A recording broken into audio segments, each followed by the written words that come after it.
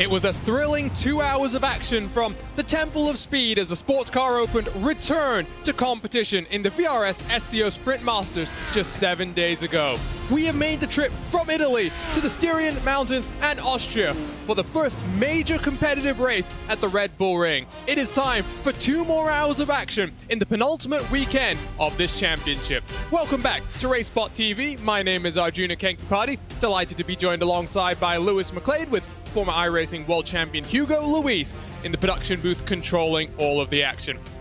Lewis, last time out it was, well, show-stopping in some ways. I mean, think about the photo finish we got there at the end of that race. Now we head to a track where once again the wings will be set to their minimum values. Cars will be slipping and sliding around a technical second and third sector of the track here. This should really be just as exciting as we had the last time around at Monza. Yeah, it's a fantastic venue. So tight as a racetrack, so many places to overtake. We see this time and time again every time we go racing here. Strategy will be critical though, getting out of the massive slipstream parties that we are going to have here. But of course you want to qualify well. Wasn't a problem yesterday for anyone who caught up with the sprint challenge.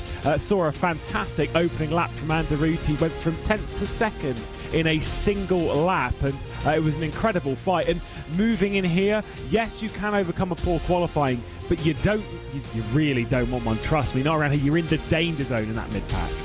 And it's a track that, of course, at elevation does mean that turbo-powered cars are at a slight advantage. Let's talk a little bit about the schedule. Just 4 hours of action left to go. After this, 1 week from today, we will head to the shortest track on the schedule, the Nürburgring, and the sprint layout there for what should be an exciting championship finale. But ultimately, it's a format, Lewis, that we've said on a number of occasions. There's nowhere to hide, no place that you can, get out of the spotlight. Both drivers have to qualify. Both drivers have to do the start and ends of races. It's really meant that over the course of the season, we've seen, I think, some drivers step their game up and really show us how much they can improve in what is a very short summer.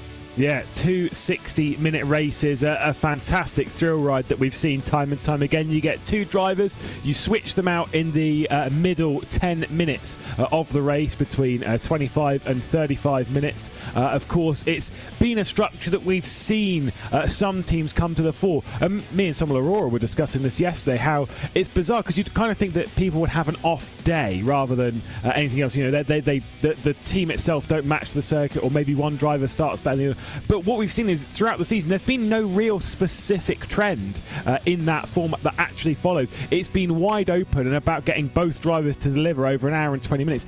Actually surprisingly difficult. And then when you account for the near 3 hours that we're here for, it is very, very difficult. And it's led us to an incredibly tight championship.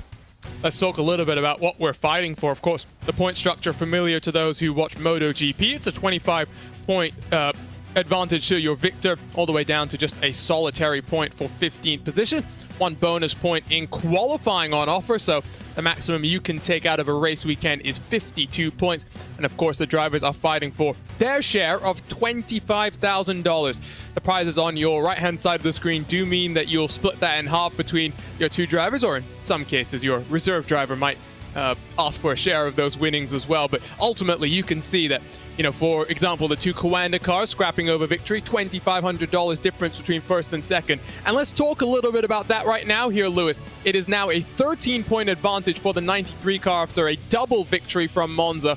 They really have been the standout performers, and if not for a slightly disappointing round from the Circuit Zolder just before we went to our summer break, they might have been even further in front. It is well and truly a 2-horse race for this championship. Yeah, it really is. We've not technically ruled everyone else out, because if you're within 104 points of the title lead, then you are still technically within contention. But let's not be around. It's a 2-horse race, this title fight. It can be, because it's the penultimate round of the season, as is always the case with a penultimate round of the season. It can be decided today. Should something dramatic happen across the round, which we don't see happening, but the number 93 would have to outscore the 91 by 39 points, which, I don't know about you, I don't actually see happening, but nope. You never know. Like you say, though, it is top form at the moment. Charlie Collins, Dane Warren, they have been absolutely fantastic through the season. Came back from that summer break. We were asking questions. Maybe this is the time that the 91's starting to switch it around. No. Absolutely not. The Templar speed belonged to that 93, and I'm sure, considering that speed, you know, how comfortable they were, I'm sure they'll come into here with some pretty high hopes. Well, you like to look at practice times. Right now in practice, fastest is the 93 and Charlie Collins. Mitchell de Jong in the 91 car, provisionally 9th. As always, we have a VRS track walk to take a look at, and this time it's with the drivers that finished in 2nd place in that thrilling race number 2 last time around. Let's take a look at this wonderful facility at the Red Bull Ring with Apex Racing Team's Zach Campbell.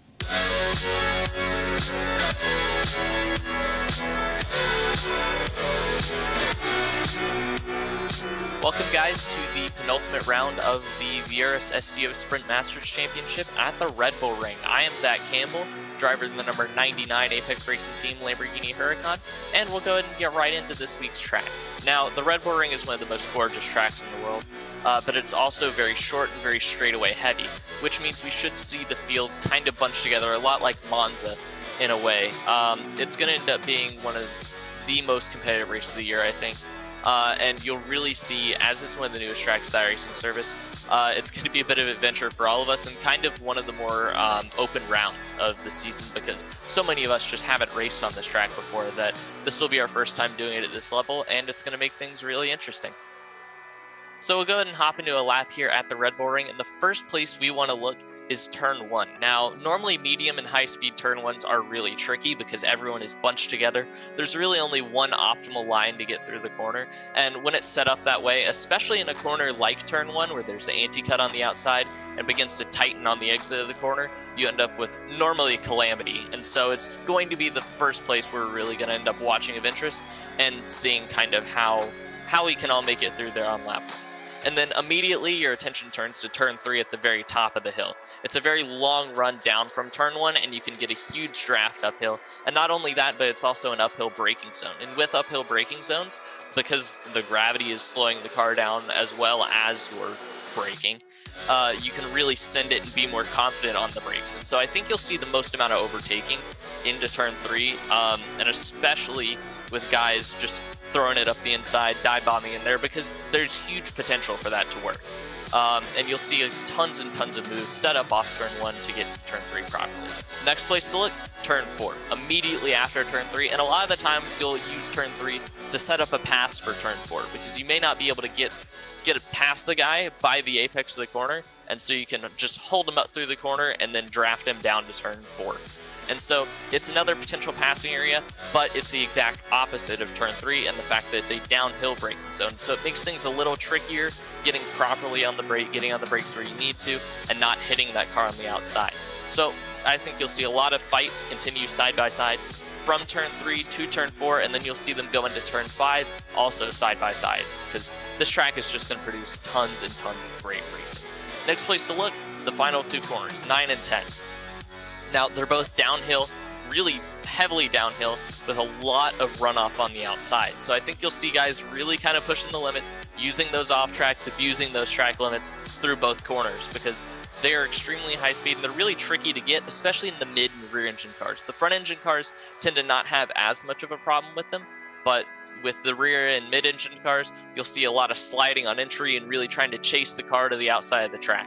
So you're going to see a lot of guys try and make moves into turn 1, especially, and set up those moves in 9 and 10, which will just really continue on to the next lap. And again, back to turn 3 and turn 4.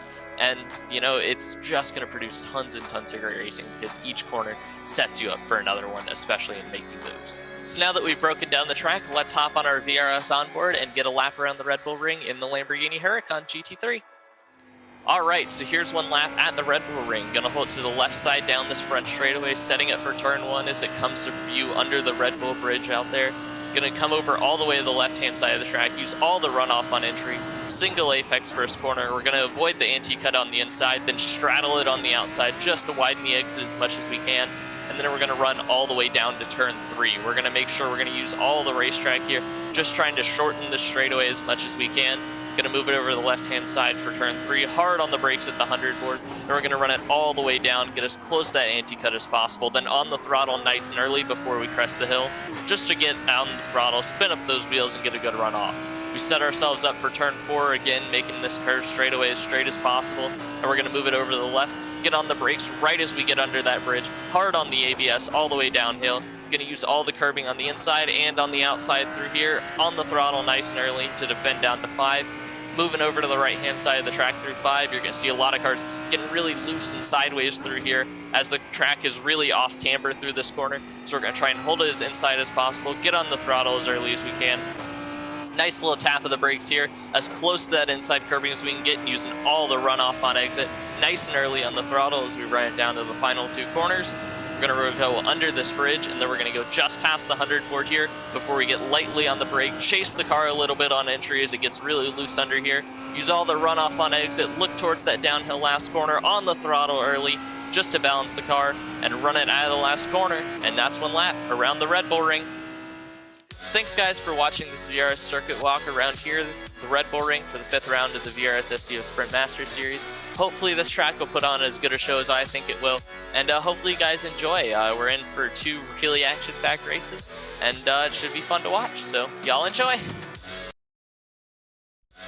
And well, if you caught the first 3 races of the season, you saw that we got to talk to some of the drivers and get their thoughts about the season. Let's go take a look at some of their thoughts then, heading into this penultimate round of the championship.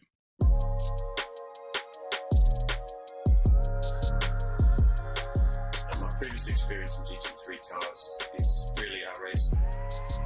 The last season of SCO endurance and various special events. It's over the years. I don't have a lot of experience in GT3 cars. I usually don't drive the GT3 cars that much. My previous experience from GT3 cars are mainly from endurance races as the 24-hour series. That's a difficult one, I guess. I guess Red Bull Ring. My favorite track from the schedule this year is the Red Bull Ring. My favourite track on the schedule is probably Barcelona, because I really enjoyed the start layout. Certainly way more than the GP layout. Prepare ourselves for these kinds of races with lots of practice and teamwork to work on the setup and improve the car, as well as to motivate each other to get the best of ourselves. Well, the team prepares as usual pretty much. I mean, lots of hard work and practice. We do a lot of testing in hosted sessions. And I'll skip the last question.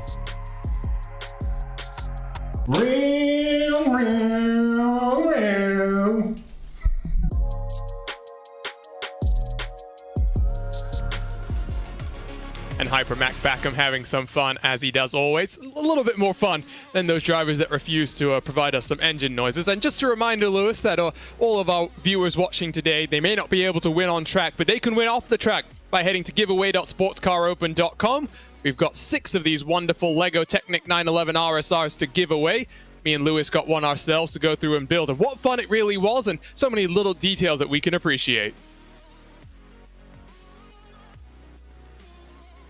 Lewis has forgotten to unmute his mic, so he's talking away. We can't hear him right now. Nice. Now that is preparation right there. No, I mean, it's a brilliant bit of kit. It takes a long time to build, but well worth it, because it's kind of one of those things where I've said time and time again, you think you've nearly built it. You think, oh, this is another couple of hours. Wait, I'm halfway through the instruction manual. What? The instruction manual is a book in itself. Boy, I mean, I love a good picture book, but that's impressive. It's a lot of fun, so giveaway.sportscaropen.com, and while we're giving 6 of these away, we're also giving a season-long giveaway of a VRS Direct Force Pro wheelbase, so get yourself in with some new sim racing hardware to take you to the top level of your game. As always, we've got onboard looks with every single one of our drivers, so let's go ahead and take a look at our driver wall for today. Once again, you can see some drivers a little bit calm. I see Tim Matska in the middle there. New teammate, no bongoing those drums. Instead, he's got Alexander Laritsen alongside. Someone like Jeremy Bootsloop, well and truly focused on the qualifying action, and qualifying is underway. We saw, what can we call it, some games last time, Lewis, in terms of down into Parabolica, slowing yourself down. We might see something similar here, but I don't think it's going to be as important, because draft will gain you an advantage, through turn... I'm going to say turn 4, but it really hurts to say that. No, we made the decision. It's turn 3. Ah, okay, I like this. I like the decision yesterday. Yeah. So yes, turn 3 at shots called. that will help you a lot, having draft. But after that, it's not going to help you because it is a very slippery and slidey middle sector, 5 through 7, I guess now it is. Those left-hand sweepers that bring you down into those final couple of corners. I don't think draft is going to be so crucial, and currently it's Kova and their BMW the top of the timesheets. Yeah, no, we made the decision that turn 2 is not actually turn 2, so we've put that on Remus. We made that decision yesterday. We're changing everything because we can. Obviously important to note that there are a couple of things to speak of in qualifying. There are 2 qualifying bans for this round. One of them is across the entire round, and the other one is just for race, for the first qualifying session in preparation to race one, at least as far as my reading was going. The number 5, which is the Williams Esports Raider car, has been removed from qualifying, as far as I can remember, from the entire round, not Q1, not Q2 either. And the number 92 has been banned from qualifying just from Q1. Now this comes down to be honest, for the most part, some of that gamesmanship in the previous round when we went to Monza. Obviously it was so easy to essentially accidentally trip someone else up, but if you do trip them, accident or not, you're going to get a penalty for it, and that's kind of what we saw. A bit of a slap on the wrist from race control and be like, right, coming into this round, don't be trying that kind of stuff again. And you never know. I was being quite nice, I think, last time with some of the stuff that we saw. It got pretty ludicrous at points, if you ask me, in terms of cars slowing down. And I'm pretty sure a number of cars slowed below the 60km/h barrier that you actually have to stay on top of, as Vlad Kimichev in the R8G Junior car goes top of the timesheets. Roman Grosjean gets his first taste of oval racing later this weekend as part of the NTT IndyCar Series. And I mentioned it earlier, Lewis, elevation. That is crucial here when you come to a track in the Spielberg Mountains. The Red Bull Ring, of course, sits at elevation, and, well, the iRacing team, as always, has done a wonderful job of simulating that. So we are going to see different cars, I think, hopefully, being at the front. It means that turbo power is slightly more important, benefits the likes of the Ferrari, the BMW, and that's why you see them currently up there in the order, 2nd, 3rd, and 4th. Going into this, again, I do like myself some practice times. Obviously, it's when it's a bit more sort of all over the place in practice. Some people are doing qualifying runs, some people aren't. But all 3 of the Urano cars were looking really, really good in practice. And even here in qualifying, they're sat 7th, 8th, and 10th at the moment. Of course, they're spread out between the Audi and the Lamborghini. But realistically speaking, they are looking pretty pacey around here. But it was one of the things that Zach Campbell said on that lap guide. It's a short track. Margins around here are small, and just look at that. 1/4 of a second separates the top 15, and that will only get closer as the session rolls on. On board with Felix Kornbach in his BMW, tucked up behind the Porsches of VRS SCO. That would be the 91 and the 93.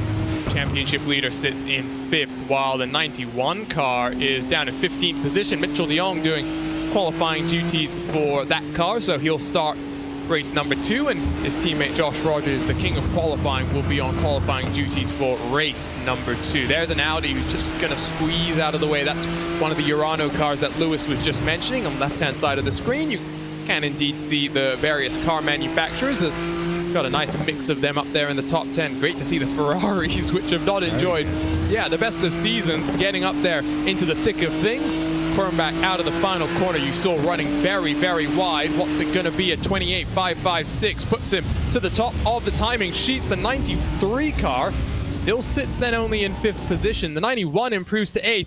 Those are ultimately, Lewis, the 2 cars we're focusing on here today. It was 13 points, the buffer between them coming into the weekend, and I know you said it's unlikely, but never say never. All it takes is one incident down into this corner at the top of the hill, now known as turn 2, Remus, for one of these cars to be spun around, have to fight their way back. It could end up being settled here, but I would be surprised if we didn't have a championship fight going to the Nürburgring in 7 days' time. Look, it's one of those things that with these 2 cars that have been so close, realistically speaking, I don't think we're going to see the fight decided today. The thing that will decide it, though, is an issue. It's not pace. That's the thing. And so you're absolutely right. On that run into Remus, particularly on lap 1, it is dangerous. very, very dangerous. Now, you want to qualify as high up, not just for the track position or for the chance of a race victory. You want to qualify as high up as possible to just keep out of it. Around here, it's one of those circuits that I would actually give myself a cut-off. Like, if I'm starting 10th or lower, I'm like, yeah, I'm going to start a bit late. Obviously not quite in this because it's far too competitive. You can't afford to do that. But I'd always keep that in my mind to be like, I really desperately do not want to start in the middle of the grid. Going up onto second, 5 thousandths off Kova, BMW front row lockout at the moment, and also it was one of the Apex cars. The other one, the 99, is sat in 4th position at the moment, so they are looking quite good around here. And after last round, not that we're biased or anything, we do have our fingers crossed a little bit, I think, because when you miss out by such a tight margin like that, you can like, oh, come on. Oh, it was heartbreaking to see Jamie Fluke's face. Kind of, he was excited, and then he realized he would realize that he had lost out by the slimmest of margins. And I must say, Dane Warren, we thought that maybe Fluke had gone a bit early in the final couple of laps and getting the move done, and we thought maybe you wanted to pass down into turn 1 on the final lap of the race. But for the majority of that final lap, it looked like Fluke had Dane Warren covered, but Warren really just powering around the outside of Parabolica showed us that really, wow, if you want it, you can get it. And double victory for the 93 car has really set themselves up nicely. So a question, who is qualifying for the 93 car? It would be Charlie Collins. Means that the ever-quick Dane Warren will start race number 1. He will finish race number 2.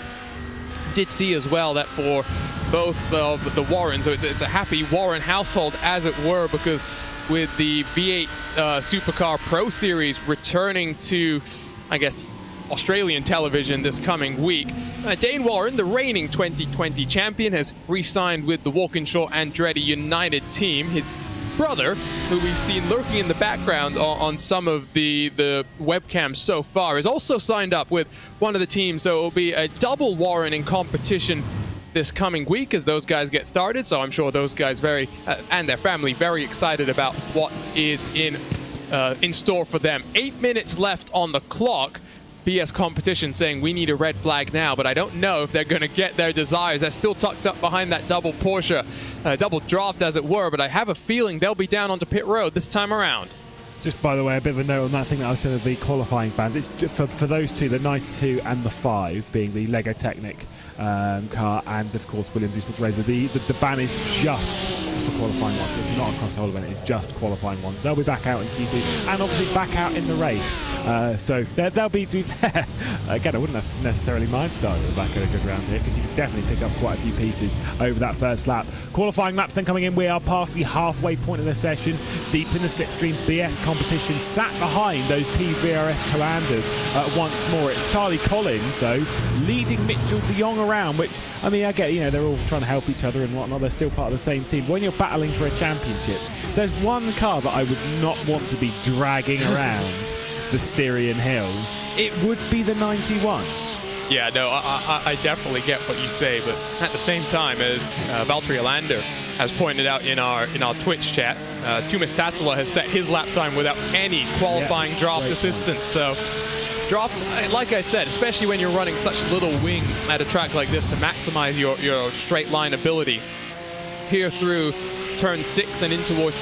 okay, it's going to get very confusing. So we're going to have to just say turn 3 is turn 3, I think, Lewis, because I agree with you. But I'm just going to get myself confused. So in through turn 7 and 8 we work now. That low wing really is going to affect your ability to hold that car steady and might, in fact, heat up your tires that little bit more, which then compromises you even further into these final 2 corners. Look at how wide they run through the middle of turn 9 and 10. I don't know if that's an off-track, but I do know that incident limits and off-tracks will be a very important talking point as Mitchell de Jong uses that draft. He goes up into second. 2 thousandths off. 2 thousandths. That is such a small margin. They can exceed quite a bit coming through the final couple of corners, but I mean, they're pushing it to its very limit, and for Mitchell de Jong, what a lap time. I mean, it's close. Just to give you a note as well, by the way, that last round, of course, when we did have that very close finish, that was 0.005 of a second. But now we've got 3 cars separated by that margin. It's so close, such a short circuit. The top 10, nearly, 9 of them, are separated by less than 1/10 of a second. I love this track. I actually genuinely do, and that is part of the reason. And I love the grid that we've got here. I mean, so many of the big names and the fastest guys in sim racing, and maybe some people that our viewers aren't necessarily familiar with, but are always quick when it comes to GT3 competition. 5 minutes then left on the board. I saw BS competition pulled to the side of the road the last lap time around, and a reminder, you can follow along with live timing and scoring by heading to RaceSpot.tv/timing2, powered by our partners at ATVO. Always so calm and so cool for Kova, and look at that. No emotion on the face as Tumas Tatula goes to the top of the timing sheets. He's now about 300s quicker than BS Plus. Yeah, decent gap to pull out when it's so tight. And once again, we brought this up earlier in the season, even when we were racing at Hockenheim in that first round, where some teams are out there, they're chasing the slipstream. They're desperate to find someone else to punch a hole for them to follow. And some teams are like, nah, do you know what, I'm going to do my own thing. How Kova is that, by the way? Nah, I'm just going to do my own thing in this session. I'll do it myself. Thank you very much. And they've just gone out there. They're keeping to themselves. They're not getting involved in everyone else's slipstream parties. They are just driving the track and going as fast as they can. While slipstream is obviously quite a big deal around here, because of some of the more medium speed corners, you can make your own destiny. It's fine. You can find your own speed around the track. So it's not necessarily a requirement around here.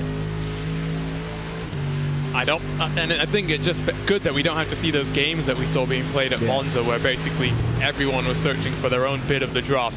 3 minutes left to go. We're riding on board with the Mercedes as it powers up the hill.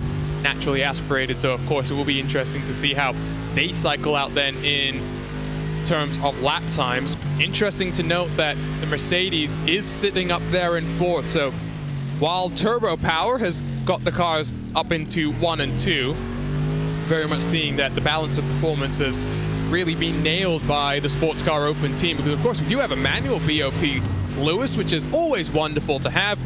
And well, the pre-qualifying format that we talk about every single week here has really meant equal representation from each of the manufacturers. It is something that we really enjoy seeing compared to some of the official iRacing special events, which sometimes devolve into just a single make class. Yeah, I mean, it really does become such and such cup, shall we say, in whatever category it is. It changes year on year, but it is nice to see. I mean, of course, for the most part, we're speaking of Porsches in the championship so far, with the odd sprinkling of BMW and even a Lamborghini nearly last round as Pure Sims esports made their way up. It's been that mostly because the Porsches are driven by Commander, who are arguably the strongest team.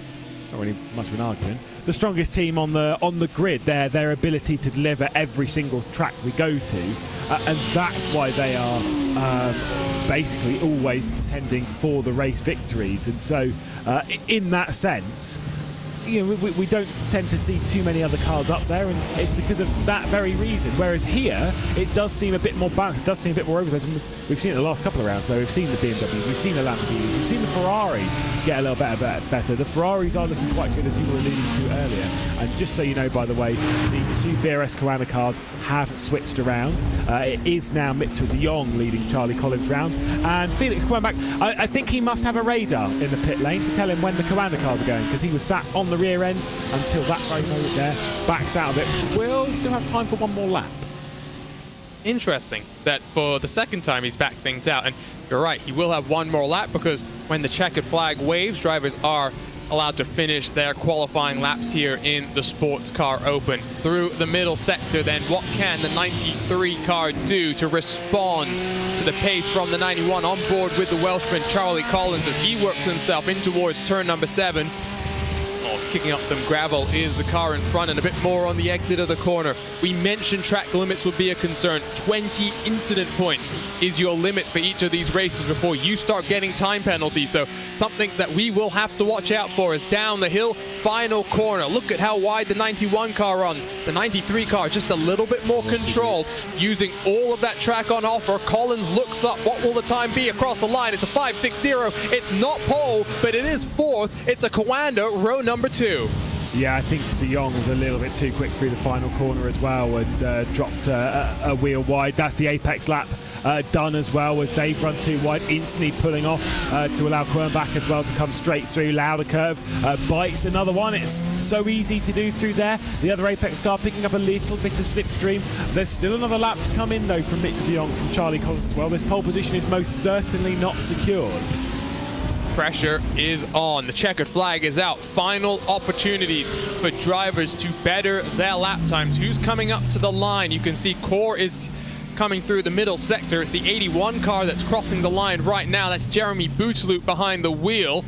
What's his lap time? It's a 28.860. He doesn't improve. What can Core do? One Ferrari and then one Mercedes. Kieran Harrison following just behind his teammate, Oscar Rene, in the 32 car. Down the hill, the Ferrari pulls out of the way, so draft assistance for Harrison.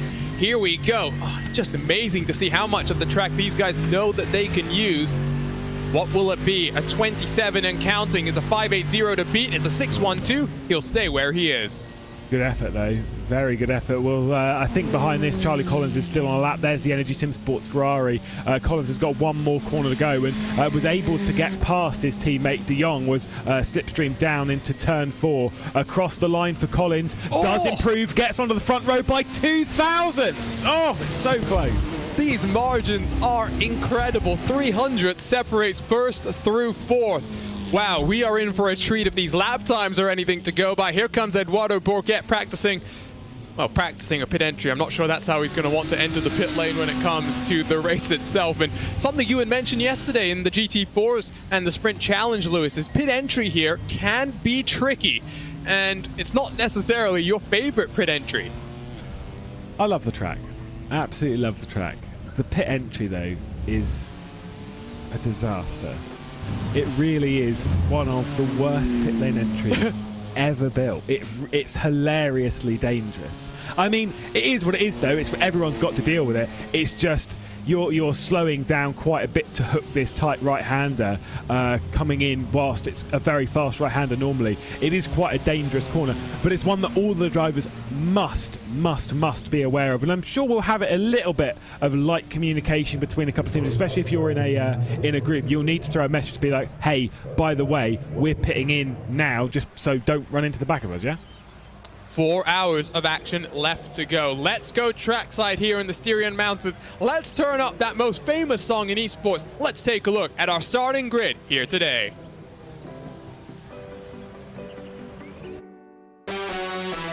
And what a qualifying session we just had. But it is Tumas Tatila and Kova that put themselves onto pole position. A 1:28.528. It will be your championship leaders completing row number 1 with the Zebras alongside that main championship rival for VRS Coanda SimSport. Core Sim Racing and Pure Sims, they're in 5th and 6th positions, just 1,000th of a second separating them.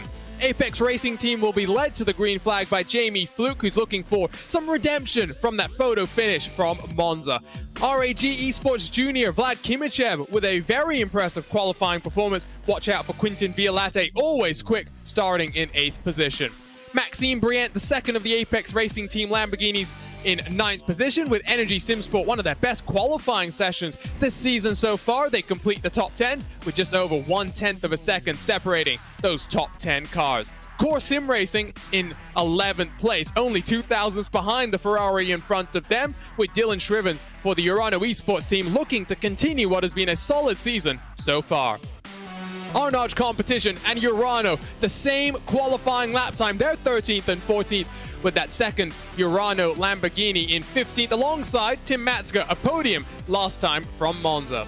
Jarl Tian will start for Inex Racing Team with Dakota Fripp in the Vendaval Audi alongside with Energy SimSport, Coanda SimSport 19th and 20th, and Bila Racing Team sharing row number 11. Of course, we should see 2 more cars. They're not, of course, on this qualifying graphic because they didn't set lap times. It will be the Lego Technic team and Williams Esports Razor, 2 Porsches, bringing up our field. Lewis, you know what time it is. We've got a relatively short pace lap.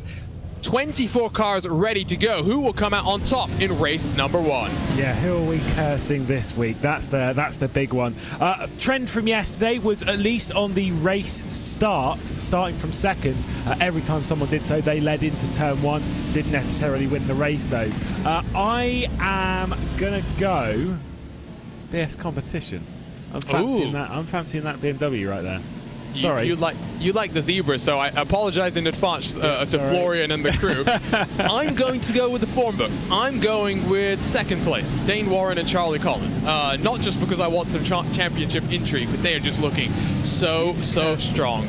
Yeah, well, hopefully I have it. That's all I'm saying. Here we go then. Pace car is down. We wait for the iRacing flagman to get that green flag out as 24 cars are ready to rumble here in the Styrian Mountains. It is 4 hours of action left in this 2021 season, and we go green flag racing from the Red Bull Ring. The Zebra's looking very aggressive as Kova blocks it all the way to the inside wall, but 3 wide almost in towards turn number 1. It is the Zebra that will lead us through. The 93 car gets shoved wide off the track. Will they have a slowdown penalty to serve on that long run up the hill in towards Remus and turn number 3? We've seen so many occasions. What can happen here as you break up the hill? The 93 car, what will they do?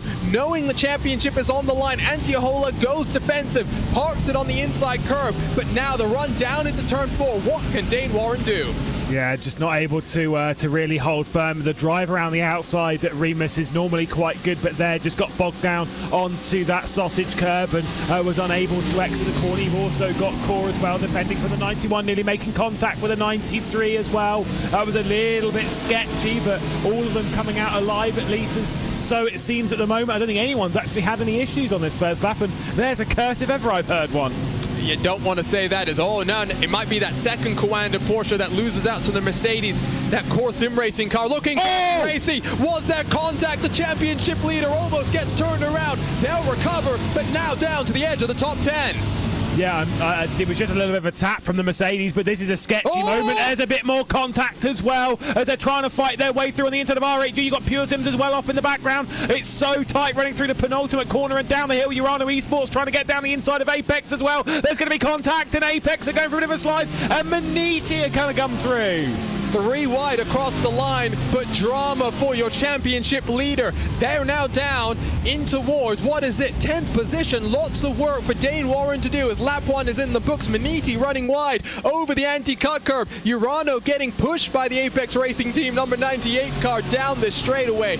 Oh my word, was it the Arnage competition car that the 93 had contact on that very short run down into turn number 9? 2 wide, 2 deep. The 93 car trying to get around RHG in their Audi. Quinton Violate is trying to hold on, but I think Dane Warren might have the run down the hill in towards turn number 4. What a dramatic lap number 1. And I think there might have been some bumping and banging in through turn 1 on lap number 1. Almost more contact there for Dane Warren. I'm sure he's going to be quite frustrated. Lots of work for him to do though. His championship rival sits in 4th position. Patience now, patience. That's what it needs to be. I'm not sure if it was between the Arnage competition or whether it was the R8G car. Oh, see your R8G. Whoa, he's absolutely out of here. Quinton Violate has absolutely gone between those two left-handers. Just picked up a little too much of the gravel that's on the right hand of the circuit. There's a freebie for VRS SCO and SimSports and for Dane Warren. I wasn't sure which car it had been the contact with. Like I said, I think it might have been the R8G car. It's a bit hard to tell from that angle as they were all darting and weaving. There we go, just 2 wheels in the gravel. The grip differential between left and right was too great, and the car just went. Well, we'll try and get a replay then of what happened on lap number 1 as Rogers sits now in 4th position. Fastest lap goes to the Zebra. Phil Denez well and truly on a mission, and clearly these early wake-up calls aren't too hard for him as it's about 7 a.m. here on the west coast of the U.S. as that's a move for Joshua Rogers down the inside of that core Mercedes. Makes it look very, very easy into the podium positions. Looks like there's some more fighting further down the field as Maniti is up into 12th. That's on the edge. Williams Esports Razor?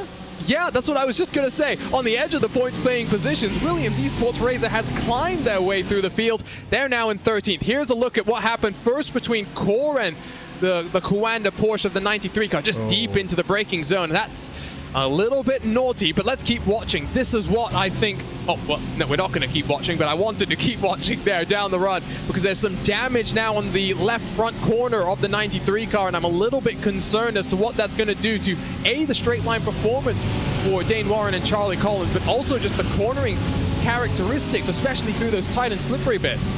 Yeah, it's a slam dunk penalty. I kind of get the vibe for Core Sim Racing. Just a slight tap on the rear as well. The Lego Technic car trying to make some progress, and like I say, it's so easy to make contact when it's so tight like that. You're always in the high likelihood of tripping up over someone. I think that's exactly what happened. Phil Denez, though, leading the way, fastest lap of the race, not being a part of the battle at all behind, and is checking out. Kova is 1.5 seconds adrift here. Oh, you're right. It was the RHE Audi. Arnage already through in their pink BMW. Not sure who's to blame there because the Audi is a little bit off the white line where it seems like the rest of the competitors were. Ooh, the 91 car up into second. Rogers knows that this is his opportunity to close that gap to their championship rivals. He's now in second. The task at hand, though, chasing down the zebra. That gap, 2 full seconds. You've got to wonder as well, will there be an early pit stop from the 93? And by early, I mean when the pit window opened. I don't mean that early. Prior to that, as Vanderval, I think, have dropped back a couple of positions as well, and same with Energy Simsport. But yeah, they might get into the pit lane early to try and go for the undercut, to try and make some progress as the stint unfolds. You can see as well the Core Sim Racing car directly behind this, that one being the 35. Max Messi didn't have the greatest day yesterday. He's behind the wheel of that car, was piloting the number 35 yesterday, Porsche in the Sprint Challenge. They had pole position, courtesy of Ramstein in race 1, and then the race kind of fell apart. Race 2, though, they battled for the race victory. A late mistake, though, cost them victory in that race, unfortunately, and GSR by Hetzner won both of the races. But clearly, Maxim Ramstein's pretty fast around the Styrian Mountains, and showing it very much so here, and nice to see the Mercedes running this strong. Ooh, Vendaval Audi is down on pit road, and this is the initial incident. Yeah. This is not, I think, what has just happened to them. Dakota Fripp going for a bit of a ride, being sent and then getting bullied by Coanda, the first Lego Technic Porsche, and then their Mercedes getting on through. I was going to say for Maxime Ramstein, I was a little bit confused when I saw his name because, of course, drivers only allowed to compete in one of the Sprint Masters or the Sprint Challenge, but he is the reserve driver for that outfit. Sindre Setsos missing out as Arnage competition down the inside. Oh, that's 93! That's straight into the path of the championship leader. The drama continues. The 93 car shambles for them. They're now down in 11th position. Yeah, Daniel Ferguson, who's just spun out there, would have to take another look at it, but it was right into the path of Dane Warren, and there was nothing he could do. Williams Esports Razor coming through the middle part of that. It's such a terrible shame. The race is going from bad to worse, and then somehow, even a step back from that, Luca Keita as well coming through. Kevin Ellis Jr. took an enormous whack in all of that as he's going to dive back in line behind Jarl Tyners. It's just so dangerous in this mid-pack, and that's always how it's going to be around here. And clearly, Lewis, it's my fault. Yeah. I mean, do you know what? Remember what we said last round? Don't pick one of the championship leaders because you're going to curse them. There's nothing Warren could do there. It's not the first time we've seen the gravel. That grip differential between left and right side just spins you around, and oh, what a drive from Daniel Lafuente. Not the first hard charge we've seen from him in these opening laps. He's now into the top 10 after starting all the way at the tail end in 24th position. The 93 car defends from that Biela Racing Lamborghini behind as a Lego Technic car goes side by side with the Apex Racing team. This is for the final couple of points paying positions, and now the 98 car might get mugged by the Mercedes down the hill in towards the braking zone. Which way does Martin Kroenke elect to go? He sticks down the inside, and indeed, that will be Kevin Ellis Jr. down to 16th position. All I'm going to say here, Lewis, is we've seen lots of drama, especially since Formula One has returned to the Red Bull Ring in recent years. But wow, this is dramatic to just another degree. and I know my IndyCar friends like to always tease me about this, but the championship implications really cannot be understated right now. Yeah, no, I also get the same teasing when it's like round 2 of the championship, and I'm like, but the championship! But it is important. We are in crunch time in a title race. We've only got this plus 3 more races to go in this championship. We are talking about the big stuff, and I don't think that's much of a surprise to see Kevin Ellis Jr. dive down pit lane. Clearly there were some issues on that Lamborghini, and they're going to come in, repair it, and just get back out there and once again relearn the racing conditions and stuff and get ready for race 2. It's just how it goes in those races, but they'll have a fresh car a bit later in the day once we get into the second qualifying and second race. And to do the math, which is very early in the race, only 10 minutes done, 20 points to second place, and that's looking like the highest that Coanda is going to be able to go. That BS Plus car well and truly has set sail, 2.6 seconds clear of Joshua Rogers. So 20 points goes to second. And if Dane Warren, Charlie Collins can't really improve from their 11th spot so far, they'll only get 5 points. So it will be the 91 car leading by 2 points heading into the second race of the weekend. Definitely doesn't look as though the championship will be decided as we ride on board with Williams Esports and Daniel Lafuente. Such a hard charge for him today. 14 positions gained from where he qualified. In 10 minutes. Incredible. In just 10 minutes. They've done, I mean, Lafuente's absolutely risen through this field, and it is fantastic. Obviously, as I said before, they were banned for qualifying for issues in the previous round in qualifying and messing about, holding up other people and whatnot. I think getting involved in an incident with another car. I can't remember which one it was though. And they had to, the penalty was you're banned from taking part in qualifying in the next round. They've taken it and taken it very, very well. And the rise up the order as you can do around here, you've got to take risk to do that. It's not as if they've just waited for everyone to fall off. You have to be in the right position. You have to take those risks and basically force your own way up the order. But now to say that they are inside the top 10 and they're not just waiting, they're on the rear end of both the 78 and the 94, and I suspect there might well be a position change soon as things get maybe even slightly worse for the 93. Is now Bila, Luca Kita going around the outside at Remus, and I think might pick this one up before they get to Schlossgold. Here we go. It's a bit of a run down the hill, and yeah, there you go. Luca Kita already through, so minus 1 more point for the 93 car. So that advantage for the 91 now up to, what would it be, 3 points? Commentator's math, always a dangerous proposition. Here's a look on board with Dane Warren. Looking quite calm, I must say, given all that has unfolded. There's his brother, I'm sure, Ethan Warren, in the background. Still amazed as to how it's not distracting to have another person in the room with you when you're competing at this top level of sim racing. But I have a feeling that if they're both competing in the V8 Supercar Pro Series starting this coming week, Lewis, they'll be racing from that very same room. So yeah, those distractions going to be even more than I could handle. Clearly shows why these guys are some of the best in Australia. Well, this is why when you're, I've done some LAN events and such before, and trust me, when someone else is having an issue in the race, shall we say, you can hear it. It is unavoidable, and I hope that doesn't really go their way. I hope they just don't have issues. But it is what it is, when you're in the room like that, when you're sharing it. I've seen this as well elsewhere in sim racing. There's you've got the two Ryan Meanans. You've got Killian and Cormac Ryan Meanan. Very similar. They both race in the same room, basically side by side, as we're seeing Cor and Arnage. Maxime Mamsi's dropped a couple of positions here.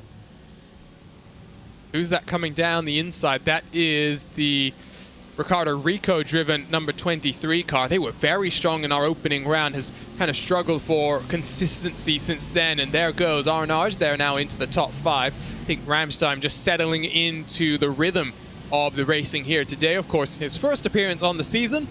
Reserve drivers are allowed 2 appearances over the course of our 6-race summer. We saw Pekka Toivonen, part of the Kova Esports crew, being very impressive in his 2 reserve driver appearances. Antiola has returned to the Finnish outfit to complete the rest of the season as we ride on board and take a look at the onboard look with Ramstein down the hill in through turn 9 and into the Red Bull Mobile corner. Really do like watching the lines that these various cars are taking, the way that the car responds over the various bumps here at the Red Bull Ring. We are just about 14 minutes done and about 10 minutes from entering into our pit stop window, and The question I really have is, you had mentioned that maybe we'll see the 93 coming down a bit early, Lewis, to try and just get some track position, maybe get some damage repaired, whatever it may be. Who up here elects to come early? Does Kova come early, knowing that they're now behind the 91 car, and try and leapfrog them in the pit stop cycle, try and close the gap to the Zebra out front? Because Phil Denez, I mean, we haven't seen him much on screen. What a superb job he's been doing.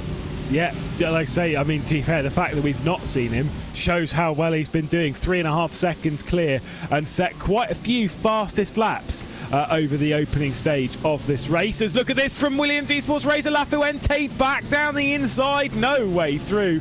Wow, that could have ended in tears indeed. And now Bila Racing also going to be involved in the mix and maybe pick this one up, and just keep your eye on that 93 that's just sat there waiting for something around the outside through this section. Normally doesn't work because he's got to do it again at the next corner, but this time it's looking absolutely beautiful for Luca Kita. He got a little bit squirrely, and I thought for a moment that might be him relegated behind Warren, but no, he's stuck around the outside, and Luca Kita, another car that started down the tail end of the grid, now up in towards the top 10. What a fantastic race we've seen so far, as guess who's just done another fastest lap. This time it's a 28.901, the only driver to have done a lap time in that 1 minute 28 bracket. Phil Denez well and truly in afterburner mode. We'll wait and see what Felix Kornbach can do, because of course he was very, very quick in qualifying. Zebras have traditionally been a bit stronger in race number 2 on the weekend, but never know. They may be looking at a very, very promising weekend here in a race that I think is going to be crucial. Not just at the top of the championship standings, as Lego Technic almost getting together with their teammates here on the edge of the points paying positions, but it's not just crucial at the front, it's crucial all the way from third on back, because Kova are in third with 69 points, BS Competition sit in ninth with 48 points. A race victory could well and truly change the battle for third position in that championship well and truly around, and even for someone like the Apex Racing team, who were very, very quick last time around, for Jamie Fluke to be sitting up there in fourth, that is exactly what he needs. Yeah, I mean, obviously, you know, some teams haven't had the greatest start of the season, but realistically speaking, if you just pick up points consistently, just drive around, just comfortably, you're in the top 5, you're finishing in 6th or 7th. You're just picking up points bit by bit, and at this point in the season, I mean, obviously points mean prizes, and more so here than in most places we go racing. Plenty of prize money up for grabs, and like I say, right now, you just need to be aiming to be consistent. Don't take any risk you don't need to take, because 4th is better than 7th, and to be fair, I mean, obviously it's not actually through his own issues, but Dane Warren will be sat there thinking, God, I would have taken 4th rather than being dropped down here right now, but being hit on the rear from Ramstein, it's just how it goes. There's the position, Ricardo Rico holding on from Fluke and just holding it in the right position right now, but there is a gap appearing between Rico and Antiohola, so maybe this is the right opportunity for Jamie Fluke to pick one up. I think that's why Rico is gone. He needs to try and close that gap, and we're talking about turbo power. BMW 1, 3, and 4. So I'm sure they'll be delighted with how things are going. Porsche in second, Lamborghini then in fifth, as we ride on board with Jamie Fluke and take a look at the track wall once more. Wonder if there's a Red Bull ring somewhere behind him. Then you've got the core Mercedes, the core Ferrari, the Urano Audi, the Miniti Mercedes, and the Lamborghini for Bila Racing Team, the top 10. So a season where the Porsche has been relatively strong. Only have one of them currently sitting in the top 10 positions. Entering into the pit stop window then here very, very shortly. Second drivers will be getting ready to go, and really I'm taking a look at the track map here, Lewis. Not sure if there's too much clean air for drivers out front to clear themselves into, because, for example, I said Kova might want to come down. I think they may end up right in the draft of someone like Pure Sims, who of course we saw having that spin in through turn number 4. They may end up in dirty air, which is not necessarily what you want to do, because Pure Sims running a little bit slower than the cars in front right now. Yeah, I mean, there are some teams that I can say with some sort of certainty that they are not jumping down pit lane anytime soon when that window opens. Phil Denez, surely not. I mean, if you keep knocking out fastest laps like this, there's no reason to dive your way down pit lane. Rogers, I also don't think an anti-Ahoa. I think they'll stay out for a bit longer. But maybe the likes of Ricardo Rico, Jamie Fluke, some of this lot, they might dive down to pit lane in the earlier stages. I'm not saying first lap, but earlier than most to try and go for an undercut. Because whilst, yes, there's a risk that you come out in traffic as Kronke and Bakken switch positions for 14th spot just behind this on the run through Schlossgold, and all very, very tight as well. And Sven Haas is also going to come through. A little bit of contact as well with Kronke running into the central part of the lap, with the Lamborghini going around the outside of the Mercedes. And yeah, in that one, that is not going to work. Haas are usually accustomed to driving boats, and it's the boat in front of him that's proving a bit of a roadblock right now. Final points paying position does go to the 81 car in Martin Kronke, so not exactly where he would have wanted to be. Down the hill as we jump on board with that Lamborghini. Look at that rear view camera. You have the Urano Lamborghini lurking very, very menacingly. Daniel Pastor behind the wheel right now is across the start finish line once more. We were.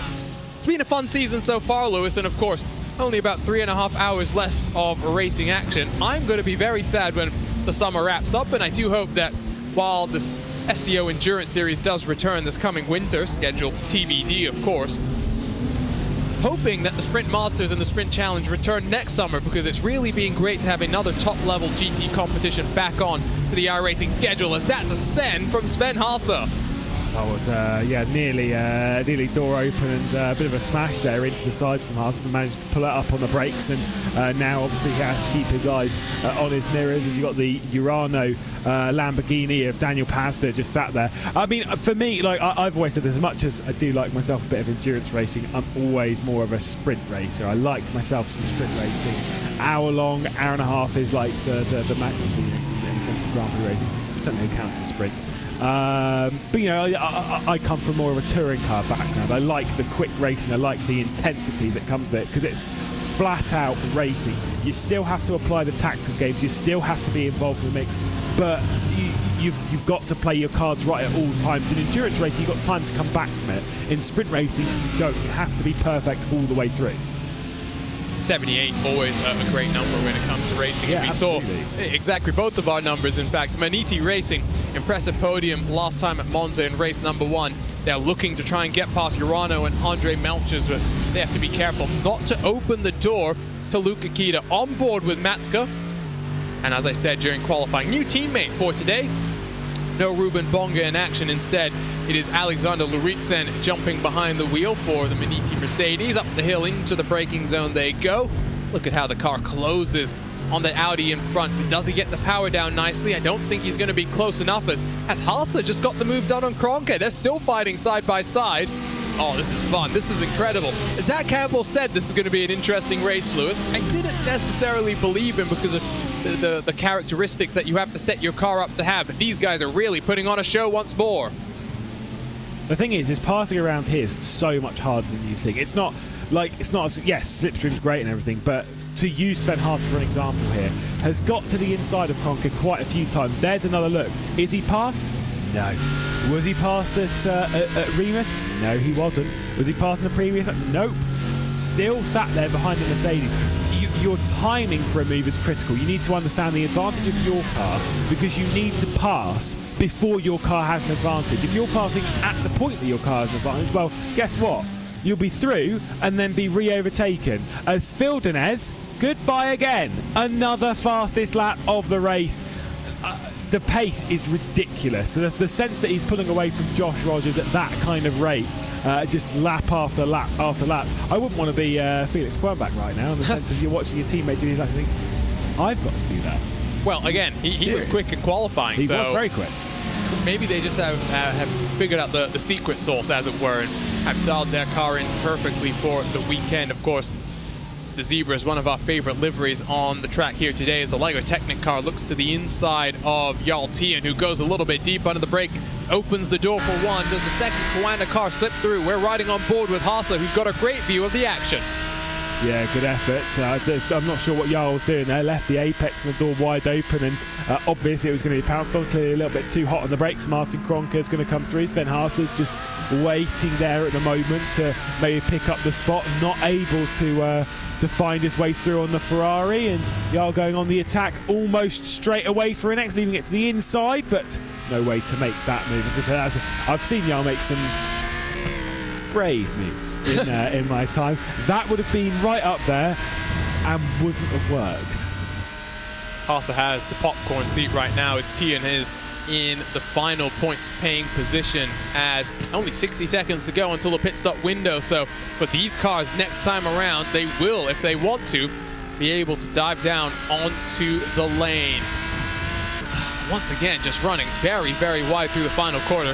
Gonna have to try and get with race control to see if we can get updated incident counts, because like we mentioned, Lewis, 20 incident points. That's your limit for today. Once you hit the magic 21, 5 seconds added to your time, and every 5 incidents after that add 5 more seconds. Yeah, I mean, not to throw them too far under the bus, but... Sorry, third position, Antiohola, the 2 BMW side by side as Ricardo Rico tries to get on through. This is important because you can see in front Rogers has pulled away very slightly. It looks like the number 23 car has come alive here at the closing of stint number 1 down the inside through turn number 4, and I think that's Kova bundled out of the way. Does Jamie Fluke try and get in on the fun? Oh, he was looking, but no, he did not. By the way, Lafuente's dropped backwards a bit. He's dropped back behind Luke Peter and now behind Dane Warren as well, as they're going to run side by side into this section of the racetrack. And I think Dane Warren might well complete that move and pick it up, which is good for the 93. They need to find some more points. It's now 5 points. The pit window's open, and this lap they can dive their way down. But is anyone going to bite? I think the answer is realistically no, but Kova are. I think Kova are diving straight down. They have come into pit lane. Said it was dangerous, by the way. Good job that everyone was awake. Apex and Jamie Fluke were awake behind, because gave plenty of room for Apex, but it cost Jamie Fluke some more time. I think the only way you can really indicate that you're coming down onto the lane is to pull to the side of the track coming in towards turn number 9. So it's risky, but it is what it is. I mean, it's the risk that you take, and it does mean, like you said, Lewis, you're at an advantage if you can slow down your competitors by coming down. The 93 car is also down. This is going to be a monster stop, I think, for the 93 car. They'll try and get some damage repaired, and then it's the task I on missed hand. the box. Mistake in pit road. It is so crucial. And now Charlie Collins' task gets even more tricky. Yeah, just saw that very quickly into reverse was Dane Warren, but did still miss out just a little bit there. It's, half a second, a second. But it's costly. It's very, very costly. And it's what they didn't need in a race where they've already cost themselves a fair amount of time. So pit lane's very busy. Kova's leaving it already, as we've got plenty of battles still out on the racetrack, and obviously that window is open for 10 minutes in the middle of this race. The expectation would be that BS Competition and VRS SCO and SimSport running first and second right now. They will take this out until pretty much the end of this window, I would suspect. And as much as Felix Quebec was quite fast in qualifying, he did have a nice Coanda engine yanking him around the track. Right now they don't have that. What they do have is probably one of the more comfortable cushions that I've seen, but still, complacency is the killer here, and should anything happen, that's what's really going to stop them as Lego technically comes in. By the way, speaking of incident points, by the way, Kairos competition yesterday, again, not throwing on the bus, they had 46 in race 1. What? 46 incidents. In 60 minutes. I just want to make sure I'm understanding you correctly here. They had 160 seconds added to their race time. That is 2 minutes and 40 seconds. I mean, well, really enjoyed watching them race around yesterday, but still, it's like, whew, whew. Indeed. I don't even know how you get that many incidences. Down the inside, it's the 94 car on the simracing Ferrari straddling the anti-cut curb. Can that Ferrari get the power down as Carl Janssen tries to fight back side by side? They still work. I think the Ferrari has the legs. Turbo power, of course. Urano will still try and fight it deep into the braking zone, forces Janssen to concede. Over-under, is it open? Yeah, not quite. They are going to try and make it stick, and I didn't think it was going to be on, but the answer to that question is yes. What a sensational cutback. Is it going to be completed, though, as once again running side by side to the next sequence, and this looks good for Urano to potentially hang on, but I was thinking that a couple of corners ago. incredible stuff. And almost halfway through the pit window, which one of these cars dives down this time around? I think Urano's coming. Or is that defense? This is crazy. I think Carl Janssen. Oh, Maniti! Contact with the Biela Lamborghini just behind them. Oh, the Audi and the Ferrari stay out. The 45 comes down onto pit road. That was a little bit naughty, I think, but it is the 45 car. It's Luke Akita onto pit road. Yeah, Janssen once again, though, back over the rear end of Melchers on that run into Lauda curve at T1, and no move happening just yet, but that Ferrari power to really carry them up to Remus might well see a move once again as we focus back down on the pack. There is Janssen, and there is Melchers. This is looking good, but again, not really close enough. It would have to be a proper send, maybe being a little bit more patient and not fighting it too much, as I think there might have been a slowdown for the 81 because the 46 Biela Racing Euronics car, that on Sven Haase behind the wheel, has made up that position. Let's take a look again. Oh, well, I have to just retract what I'm saying. That was Maniti cutting across very slightly. The 45 car didn't really move from where it was, so Luke Akita, I think, gets a little bit lucky. Of course, we saw some commotion through that corner in through the opening couple of laps as we wait and see who's down onto pit road this next time around. 13 cars yet to come down onto the lane of the cars that have already had their pit cycle. It's looking at about 53 seconds at the shortest in terms of pit road time, 57 seconds at the longest for the 72 Energy SimSport car. Here we go, though. Urano and Core, either of them down this time around? No, Maniti decides to come down halfway through the pit window, still waiting for plenty of cars to stop. Yeah, I was wondering if it was either going to be Maniti or Williams Esports Laser, and one of them was going to blink, one of them was going to come down pit lane to avoid losing time in this battle. And as expected, the top few, they are just staying out because they are steaming around this track right now. There's Maniti in the pit lane. Still plenty of time to come in. With it being, it's not like even Monza where it's quite a bit longer of a circuit than what we have here, just 90 seconds around this track. What it means is in that 10-minute pit window sequence, you go past pit lane quite a lot of times. You have a lot of options, unlike last round where it's 2 minutes basically a lap. You really do not have many options across that pit window sequence. So here you can play it a bit more free, a bit more cozy with where and when you decide to come in pit lane. I think that's Maniti now away from their box after 30.9 seconds, but Kova are going to reassume their 13th spot at the moment, basically at the head of the field that have pitted. Maniti's going to be tight on the exit of pit lane though with Biela. I think it might actually go the way of Maniti, but Biela's basically just sat there waiting to pounce now. Have you seen the lap time last time around for BS competition, Lewis? 28.763. The only reason that's not a new fastest lap was an off track at some point. So just incredible. I mean, incredible stuff. As a couple of cars down onto the lane. That is Maxime Ramstein in the Core Racing Mercedes. We're suspecting a potential penalty to come down. Carl Janssen in the Core Ferrari also down onto the lane. So now just 10 cars yet to stop here with 3.5 minutes left in the cycle. Maniti in front of Biela, at least for the time being. These cars, I had to check that, 7.5 seconds behind Kova and Tuomas Tatula. So interesting to note that these guys having a fun fight, but really have just been losing time hand over fist to those in front of them. This is Martin Kronke and Sven Haase, 7th and 8th on track, but still yet to make a pit stop as Arnage Competition continues to try and close the gap to Rogers in 2nd place. Last time around, it was about 1/10 of a second, and Arnage Competition now only the 2nd car to break into the 1:28, so really showing that the pace is on the side of the BMWs here today. We thought turbo cars would be strong, but sometimes just a bit stronger than you'd expect. Qualifying doesn't tell the full story, Lewis. It was great to see a mix of them there, a mix of manufacturers during qualifying. Not such the case here, as Core Sim Racing and Carl Janssen is off the lane as well. It's going to be a drag race between them and Maniti into turn number 3. I mean, the thing is, when it comes to those sort of close times in qualifying, it's so easy for it to go one way or the other. It's when it's so tight as BS Competition are down into the pit lane. Maybe a lap earlier than I was expecting, to be perfectly honest, and the 91 is now going to take over the lead.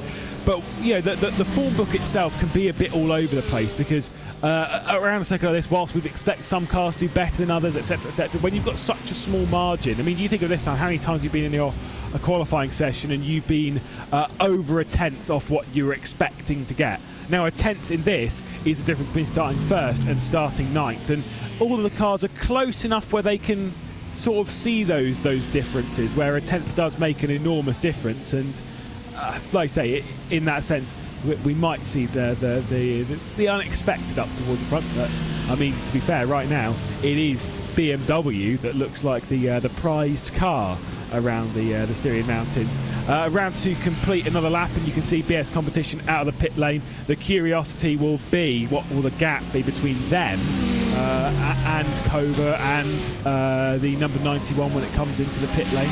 This way, quite big. Actually, I'm watching Kova. They are now down behind Apex Racing Team as well, so there was been a bit of a switch around in that pit cycle, but of course tires already up to temperature for Tumas Tatala, who qualified that car. Can he get the move done on Zach Campbell? He's going to take a look, forces Campbell to go deep to try and cover him off, and Campbell does a very good job to, with cold tires, defend from the car behind. It does allow Ricardo Ferreira in the Arnage Competition BMW to just stretch his legs and extend the gap that little bit further. But now I think pressure is on for Tatala. These are two cars, Lewis, fighting for third in the championship. Yeah, it's close between. I mean, the gap, like I said, the gap between first and second is tight in the championship race. There's an enormous gap back in that championship race, but then it's once again very, very tight. And so with that, like I say, you're basically fighting over the minor positions. And if you can sneak a good one, it can promote you massively up in the championship. Everyone's still in for third. Oh, that's big. That's huge. Oh, that's contact. That's massive. That might have been as slight a contact as you'd expect, though. The question now will be, how significant has the hit been to the front? And I'm just taking a look at pit road. That 91 car does still look factory fresh. So it is now Joshua Rogers that rolls himself out of pit road. Where is he going to be in relation to those cars we were just watching? He is still clear, so it hasn't been too much of a damage to their race hopes. Kova getting very loose over the anti-cut curves. They're now losing track of the Arnage Competition car in front of them. It opens the door for Kieran Harrison to try and have a look here.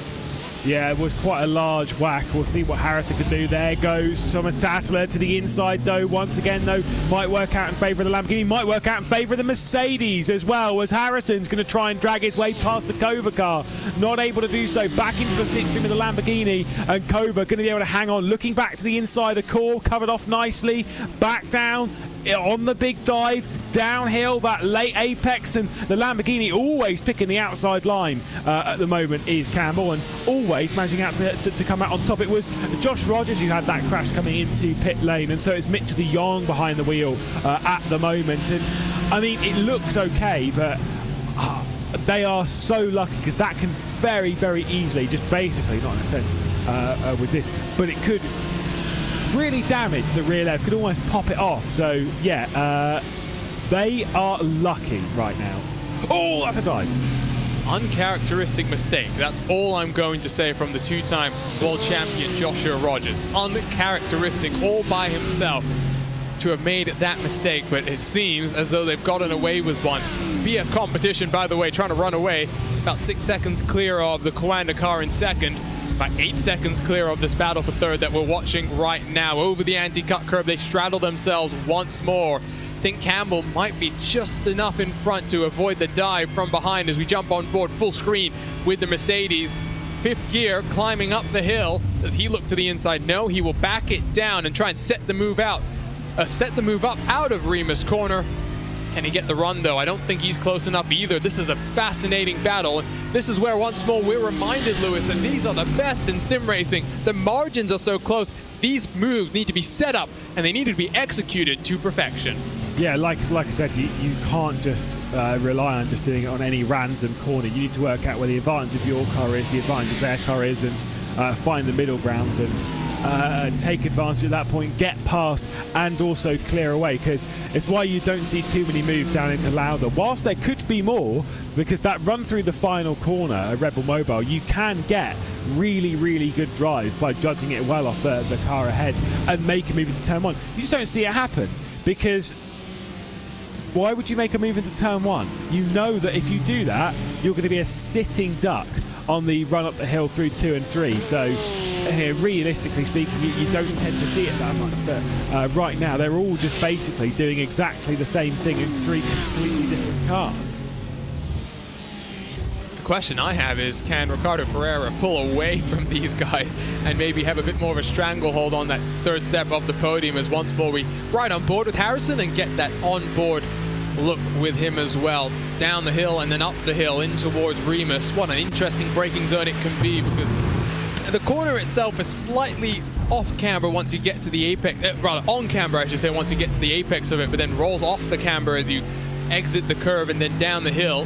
Not close enough, and it's a move from Daniel Lafuente's teammate Ate Kauppinen, now behind the wheel of the Williams Esports Razor car as he's fighting with Hendrik Cruz side by side. They work themselves down into turn number 4.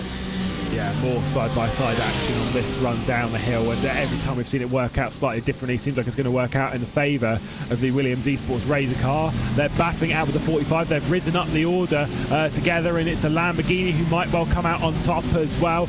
Obviously got to keep our eye on Charlie Collins behind the wheel of that 93, desperate to salvage some points out of this. There's going to be contact, a little bit of a brush between the two maybe, but we're all okay. The Williams Esports Razor car is going to hold on from Bieler, from VRS SCO and SimSport, and I've got to say again, that charge up the order from Lafuente was impressive, but they just seemed to plateau very, very quickly. Like 2 laps into the race, they were like, right, okay, we're up into 10th place, almost about as good as it's going to get, and now they're keeping their eyes very much on their mirrors for now. I think partially just working through the chaos and you know, taking full advantage of that. Not the first time Daniel Lafuente has done that. It was at Hockenheim in race number 2 where he was equally impressive on the charge up through the field. So just, I think, an indication of what we can expect potentially if they struggle in qualifying for the second race on the weekend as well, because again, they have another qualifying session coming up. We're watching aerial coverage of this battle where the championship leader might try and move down the inside. Yes, he will. Deep under the brakes goes Charlie Collins, trying to get the move done on Hendrik Cruz. He bundles him over that anti-cut curve. He might have the position done. There is also now a battle for third position, as guess who's Zach Campbell applying the pressure to Ricardo Ferreira. Yeah, almost close to making a move. Oh, that's bad. That's very bad. And there goes the Arnage competition car, just misjudging it. Campbell trying to go back down the inside, clips the rear end and sends the BMW into the barrier, gifting points to everyone behind. That was just, again, at these speeds, watch the rejoin. Easy misjudgment. And yeah, that rejoin's, leaves a bit to be desired. It was okay. It didn't drive straight back onto the racing line, but still, you've got to be careful when you rejoin the race circuit. I'm sure a few drivers might have been pulling their hair out at that point, but we'll take one more look at it. Campbell tries to get down the inside, just a bit of a misjudgment. It's a slight knock, but at those speeds, that's enough. And well, that battle for third in the championship, that will really hurt the points total for the 99 car. So now they have to really set their sights forward and expecting a penalty, just try and minimize the damage. And similarly for Arnage competition, out of the points now, can they try and recover at least a decent points haul? It will be no consolation to them as to what happens. Let's take a look on board with Zach Campbell, the young Georgian. I think just maybe didn't even think that the BMW was going to break that early, and really not expecting that, and well, unfortunately contact was made.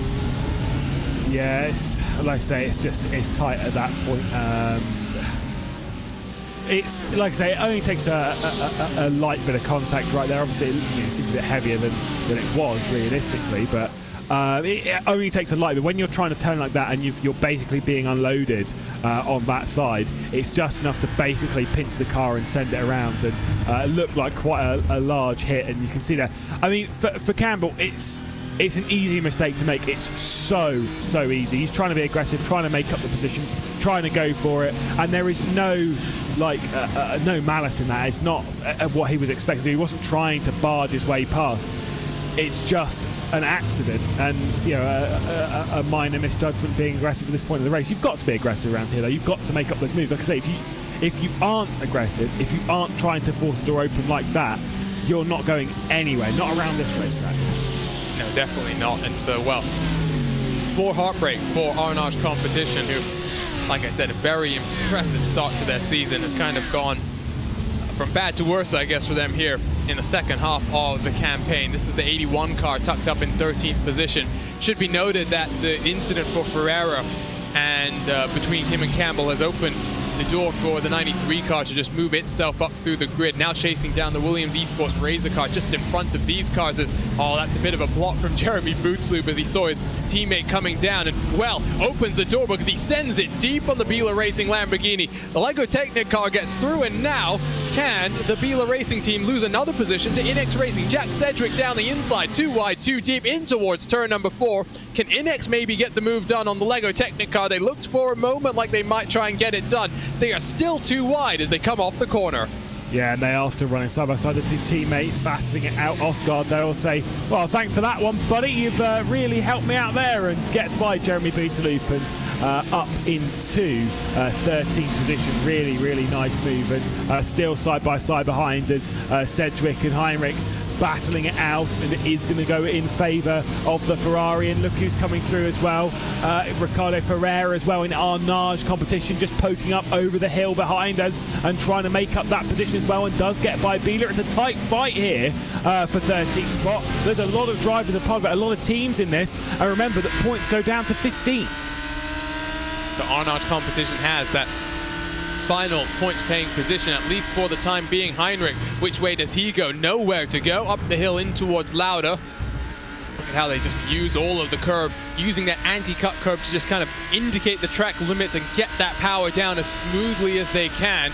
It was a send, to be nice. Daniel Ricciardo would be very proud of what Jeremy Bootsloop had done there. Yeah. Don't think Bootsloop will have been too thrilled that his teammate Oscar managed to take full advantage, not just of that, but of what happened further up as the R8G car, now being driven by Vlad Kimichev, loses a spot to Eduardo Borghet in this Energy Sim Sport Ferrari. One of those Energy Sim Sport Ferraris I've just noticed has retired recently, so disappointment for the Brazilian outfit, but still side by side they'll fight with Romain Grosjean's team. Yeah, when they were actually looked quite good in qualifying, did did Energy Sim Sports. They were looking strong, they were looking pacey, but clearly in the race is not working out. R8G, who have had issues today, started inside the top 10. They've dropped down, now going to try and make a position on Energy Sim Sports. Urano also trying to find their way into this mix and trying to basically pick up the pieces. Nasha just eyeing it up, just waiting it out, and when they're running side by side, you say, oh, come on, where's my opportunity? There it is. There's the first one running down the hill. There might be a second one quite soon. You did say, I'm going to put, you haven't cursed the Zebras, but you did say that Urano were looking good as, oh, the 93 car, more points for them as they get on past Williams Esports Razor.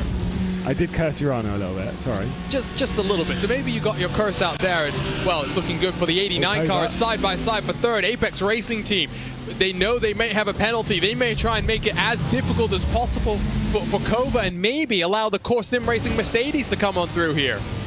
Well, the thing is, right now, if they get a penalty, it'll be down to time. So the most important thing for them to do is to not waste time. Time is their focus this race. And if they were to battle it out, as there goes Kova through into third, if they are to get that penalty, it'll drop them back into the pack behind on time alone. So in that sense, don't fight everyone. Just do your laps. Just drive around. Just enter cruise mode and try and sit there. Just try and push, but keep in the slipstream and try and get this group to not fight each other. That's where their intentions should lie.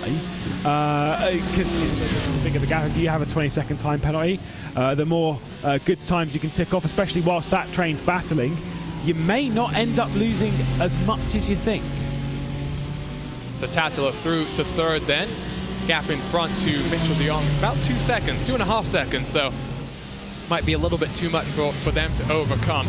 In terms of pace, by the way, Kernbach and de Jong have kind of been trading the lap times back and forth. De Jong was a bit quicker over, I would say, 10 minutes or so, closing to about 5 seconds. But Kernbach has found some more of that pace that we saw from him during the qualifying session, and now going a couple of tenths faster than de Jong the last couple of laps. So it does look as though BS Plus is in control of this race, but never say never. The 91 car knows a win here would really set their championship hopes back alive and really put them in control. The 81 car has lost the position to the Inex Racing Ferrari as they come on through turn number 3. Some incredible fighting up and down through the field. I mean, Monza showed that these drivers can put on a show, but the Red Bull Ring is putting on a totally different type of a show, and just gets me excited, Lewis, for what we'll see from the Nürburgring and our shortest track of the season when we head to the sprint Strecke there, instead of going down the hill in towards the Dunlop hairpin and the various sections of Schumacher S's. We'll pull a hard right where the VLN layout usually takes cars on a shortcut, I should say, not a short truck. That would be a very different sort of a thing. But it does mean that you now have a very different sort of a passing opportunity. I think we may see plenty of passes into that shortcut right there. I mean, yeah, we see plenty of racing on the sprint Strecke anyway. Like normally it is quite a raceable track, especially in these kind of cars. It can go a little bit single file, but for the most part we see some plenty of decent racing, especially with how these guys have been racing all season so far. It's the real talking point is that it's a very different style of racing than what we have here. Here it's about patience. It's about waiting for the right time to overtake, waiting for the right time to make your move and make it stick. Whereas the sprint Strecke will be about, oh, you've got an opportunity, go for it. Speaking of going for opportunities, Maniti about to lose a position here to the VRS SCO and the SimSport number 93 as Charlie Collins picks up another spot, gets by Alexander Larritzen at the moment, and promoting himself just a little bit, which is another solid effort. And again, every position now is just an extra couple of points. So Collins now into 8th position, it's 8 points. And one more position I think on the table would be Arturo Melgar, just about a second in front. That would be 7th position to the 93 car, would mean that they stay in the championship lead. It would be just 2 points between them and the 91 car heading into the second race of the weekend. So these margins are so close, and it does make the extra point you get in qualifying, I think, that much more important. Could we see Coanda in their Porsches? Not necessarily the quickest in qualifying without draft assistance, but can they find that lap time in the second of the 20-minute sessions? Of course, it will be the king of qualifying himself, Joshua Rogers, qualifying the 91 car. Could that be very crucial in the championship fight? Less than 10 minutes to go then. Maniti and their Mercedes now have lost the position to the car in front. Larritzen will try and defend from the Williams Esports car from behind. But really, we haven't talked about BS competition much here today, Lewis, so let's do that just a little bit. Let's praise the job that first Phil Denez was doing, and now the job that Felix Kornbach is doing. He is fending off the advances of de Jong. He has managed to eke that advantage back up to about 5.6 seconds. They are looking very strong, not just for race number 2, but for a potential fight for 3rd in the championship with 3 hours left to go in the race. Championship. Yeah. There is plenty of time in the title race. They came into this one in 9th spot in the championship, 21 points back from Kova, who are in 3rd.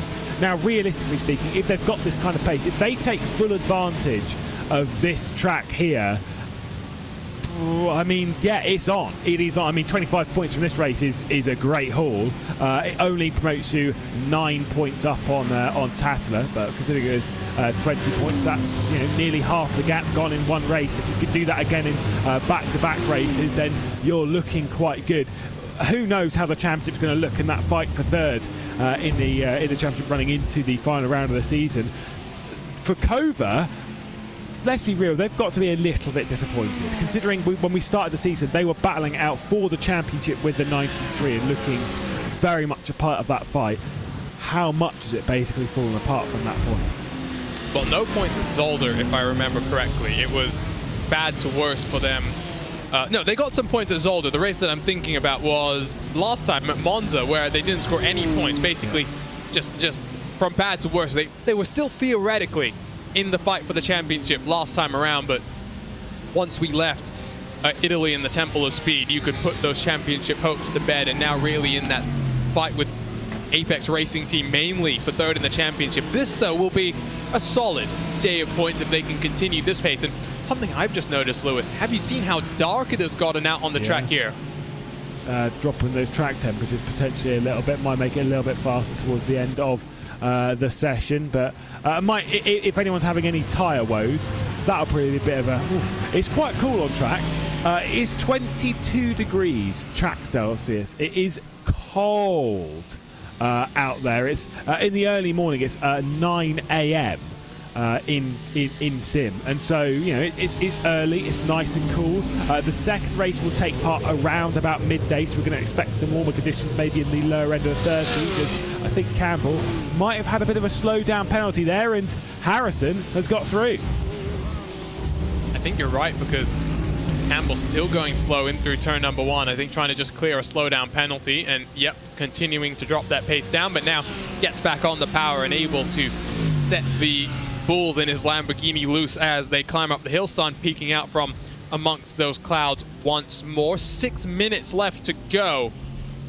Time is running out for Charlie Collins to try and get the move done on Arturo Melgar, but you can see in this train of cars further down the field, the Lego Technic car, Tommy Osgaard behind the wheel right now. Ooh, there's a couple of moves up the field as well. Williams Esports getting on past the Maniti Mercedes, and looks like Charlie Collins has done the move on the Urano car, but side by side it's Oscar with Cruz as the Lamborghini trying to just power around the outside of the corner. Watching on from behind is Jack Cedric in that Ferrari. I think the Lego Technicar trying to squeeze Cruz all the way to the outside of the corner. Doesn't manage to get it done initially, but now gets it done. And here comes Cedric through as well. Yeah, Cedric's just there to pick up the pieces, but I don't think it'll quite hold running around the outside of this score. We've got to watch out as well for Jeremy Bouteloup directly behind, and that might well be a little bit of a pounce as well. And of course, Ferreira, who's trying to respond after that issue after being sent off by Zach Campbell, is also there. A little bit of red mist, I'm sure, for our nice competition. They can grab 12th spot here. They can grab a pretty healthy haul of points as all for Urano. That's a big issue. That is Dylan Scriven. So fortunately, it's not a Urano car that was in a points-paying position. Unfortunately for Bobo, I'm sure he's going to be pretty disappointed about what happened there. I have a feeling it might have, and I've gone back and taken a look at the replay. There was some 2 wide, 2 deep action going through turn 7 and 8, and 3 wide off the corner has kind of ended in tears. Here you go. Here's the replay. It was first Patrick Heinrich that went off the track, and then the Energy SimSport car being driven by Eduardo Borghet, just trying to make sure he was clear of the Bila Racing Lamborghini coming back onto track. Didn't realize, I think, that the Audi of Urano was just there on the outside line, and Scrivens unfortunately gets the worst of that and into the wall with 5 minutes left. So they will retire, but they weren't necessarily looking at earning any points at that point in time. In terms of the recovery drive, by the way, Lewis, really been impressed as to the mental fortitude of both Dane Warren and Charlie Collins. It would have been very easy to let themselves get disappointed, let themselves get down after they had done the hard work in qualifying, done the impressive stuff to keep it clean at the start of the race in towards the second half of the lap, and then, well, things went from bad to worse for them. They've done a great job to bounce back to 7th, and now it is full focus on race number 2 and what they can do there. And there is also another thing.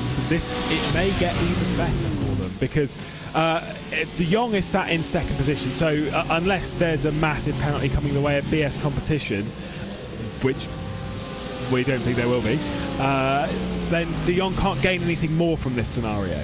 However, Collins can, because we're expecting a potential penalty depending on what happens. Obviously, this is race control's decision, not ours. So, we'll hold fire on that one. They'll take a look at the data. Zach Campbell could get a penalty, which could drop them behind Collins. Harrison could also get a penalty, or rather the 31 could also get a penalty for the earlier race incident with the VRS Commander 93. And that could put them into the top 5, and that's a decent haul of points. If that's as bad as it gets, then touche, as Cedric and Cruz very, very close again. This time Cedric does actually pick up the pieces and does gain that spot. But yeah, it could actually get better for Collins. Here's a look at that incident for Bobo with the RAG Junior car. You could see almost, there was a bit of contact between the Ferrari and the Audi initially, and then just further contact, and Kimichev does a good job to scamper through the middle and get on through cleanly, and no points on offer for him at 17th. I'm sure he'll still be pretty happy with where he ends up. What's happened here? Tatala has been flying the last couple of laps, and he's closed up to Mitchell de Jong. I said it couldn't really get much better for Mitchell de Jong, considering the gap between them and Kronbach. I mean, it could get quite a bit worse. As you say, if Kova can get involved in the scene. Thomas Tatala has been absolutely flying last couple of laps, being 3, 4, 5 tenths faster, bit by bit closing in on the number 91. And whilst the 91's been matching the BS competition on pace pretty much down to the 10th of a second, last lap from both of them was a 29.3. Cobra did a 29.0. Oh, look at that from Zach Campbell. Was looking to the inside, did not make it stick on Harrison though. Oh, I saying that, never mind. Might still get it done, and of course we still have to remember both of these cars are under the watchful eye of race control. I'm more curious now, how patient is Tattler going to be? Is he going to make life hard for De Jong, as Zach Campbell still trying to get down the inside of that Mercedes? Might have it done on the entry in towards turn number 6, but Harrison still trying to fight this one back down the inside. Can Campbell stick it around the long way? He will hold firm through the first part of the corner, but still a long way to go if he wants to secure this move. Cedric and Oscar, Inex and Lego Technic fighting as well. Some incredible fights coming down all the way to the wire.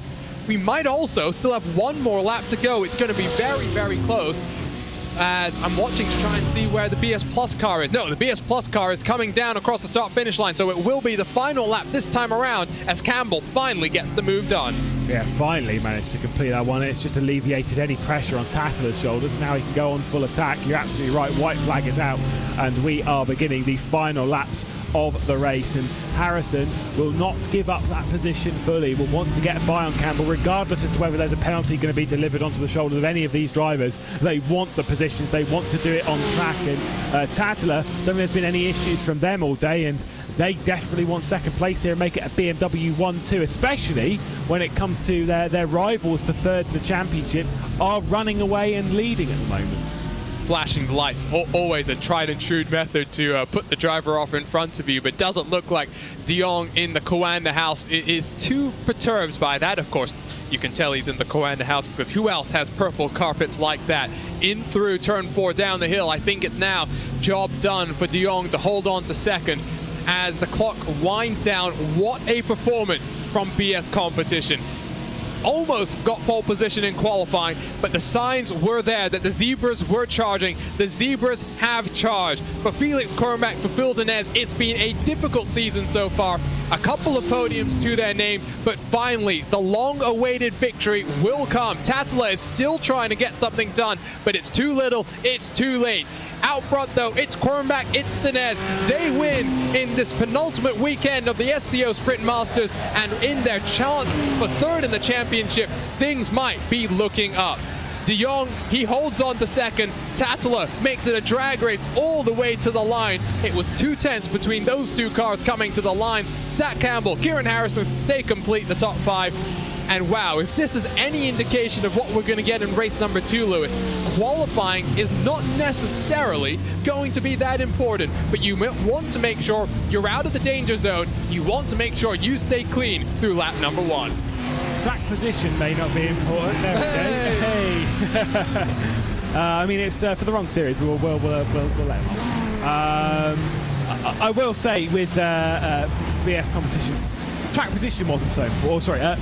Qualifying wasn't so important, but the track position was, because made that dive into turn 1 and did not look back, did Phil Denez. And like you say, it was so important to grab that lead early on and then run away. Had that not happened, I think we might be looking at a very, very different race, because they were able to gap everyone else by 5, 6, 7 tenths before they even got to this part of the racetrack, and that was basically breaking the slipstream, was forcing everyone else to focus backwards. I will say, both of these drivers need to visit the BS Competition store, because some new team apparel, neither of these drivers have gotten the memo, at least for the time being. Great to see the excitement from Denez and from Kornbach now. But again, there is still one more race to go, one more opportunity for points to be awarded. Let's go ahead then and take a look at some very unofficial race results, because still some penalties which I'm sure will be coming down after 40 laps of action. Fastest lap and the race victory goes to BS Competition, 5 seconds clear of Mitchell de Jong, the 91 car, one of our championship rivals. It was a good drive from Thomas Tattler in the closing stages, closing the gap to the car in front, but too little, too late. he settles for the final step on the podium. Apex Racing Team and Core Sim Racing 4th and 5th, 2 cars with potential penalties coming down in the Lamborghini and the Mercedes, with Oscari Rene, the best of the Ferraris, in 6th position. It was an impressive recovery drive for Charlie Collins in the 93 car. Lots of contact on lap number 1, but still manages to work his way into 7th position. They still have the points advantage heading into race number 2 on the weekend. Arturo Melgar in 8th position, with the number 9 car, our biggest, 9th position I should say, biggest mover on the day at a Copenhagen, plus 15 after an incredible start from Daniel Lafuente. Alexander Luritzen, plus 6 from Maniti Racing, as Luritzen steps into the shoes that Ruben Bonga has left wide open, as Jack Sedgwick in 11th, Tommy Osgard in 12th, Hendrik Cruz for the Bila Racing Team in 13th. Plenty of teams making up plenty of positions for the Lego Technic car, 11 positions gained from where they qualified. Jeremy Bootsloop, Ricardo Ferreira complete our top 15, with Urano Esports just out of the points-paying positions, less than a second separating them from the BMW in front. Disappointment for the number 23 car. RAG Jr. getting through some carnage and chaos on the last couple of laps. They finished in 17th, with Patrick Heinrich and Eduardo Borghet, the final cars, on the leading lap. We saw an incident for Dylan Scrivens. He had to retire. He finishes in 20th position, with 21st going to the second of the Energy Simsport Ferraris, Daniel Ferguson, Kevin Ellis Jr. and Dakota Fripp, the rest of the retirees here today. So, 1 race done, 1 still to go. Let's go ahead and take a look at some of the replays here. It was a bit of a hectic start. It was a long hold from the iRacing flagman, and BS Competition, they got the jump immediately down the inside of Kova. They never looked back. Watch though, right after this, you saw the 93 car, already an indication of what was going to happen to them. They got shoved wide as there was some contact further back for the Energy Ferrari. But now, this is where things started to kick off for Charlie Collins and Dane Warren.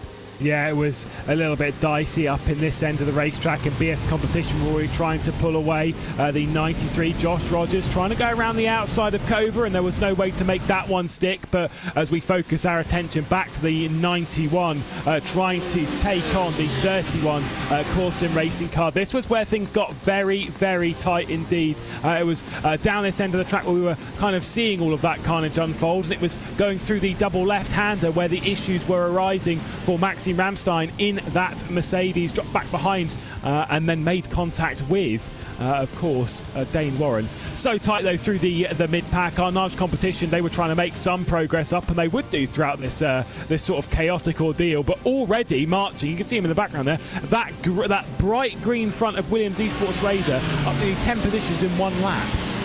It was an incredible start from them, and Lafuente wouldn't just hang back there, getting his way into the top 10. This was down in toward that very tricky turn number 3, where we saw lots of passing happening today. Here's a replay, though, of what happened to the 93, and keep watching here as they rejoined it. It got from bad to worse. There was some contact with the RAG Audi that we're just about to see Arnage getting through. Here's that contact, though, as that Audi just tried to squeeze them, and well, the 93 car got very, very lucky. Only minor damage to the left front of their car. Yeah, it was a real disaster day, at least to start it. Then, having quite severe issues, the number 2 RAG sports car going for a bit of a slide and just getting unbalanced over the gravel trap and spinning it around, rejoining the racetrack, but would be in last position, down in 24th spot. Would have a lot of work to do. Unfortunately, only rise back up into 19th. There was contact with Williams Esports Razor onto the rear end of the Pure Sims car. A big crash running into the penultimate corner. So dicey through there, and it allowed the 81 VRS Commander Simsport Martin Kronke behind the wheel through the early stage of the race to pick up the positions and rise up the order, dragging also the Lego Technic car that started from the back of the grid with the Williams Esports Razor car. Bit of a spin again for one of the Audis, and just so easy, right in front of our championship leader. Such a shame, so easy to do. And to correct you, it was Vendaval that we saw on that, thank you, on the opening lap. That was what happened to Pure Sims, right in front of the 93 car. Not much time for them to react at all. Here's some more stuff. Oh, Williams Esports going aggressive down the inside and trying to get a move done on the Maniti Mercedes. Nothing doing there. It opened the door for the Lamborghini to come around the outside. And watch here as side by side they worked into this corner. It was a really impressive move from that 45 car and from Luca Kita to make things happen. And well, we thought it wasn't possible, but he got the move done around the second part of the corner. Yeah, look at how tight they are. It's always this style of racing that we see around Austria. It's always very, very tight. The side-by-side always continues. Every single corner they get to, somehow they manage to balance their way through. Lego Technic and VRS SCO Anderson, they were having a bit of a harsh battle and a bit of a tussle. The door was opened and helped from Jeremy Bootsloop, and well, the Lego Technic car's not going to take a second in flight in that one, and they picked up a few positions courtesy of that Mercedes, didn't they? And I mean, why not? If you're going to help your teammate, might as well help them past other people as well.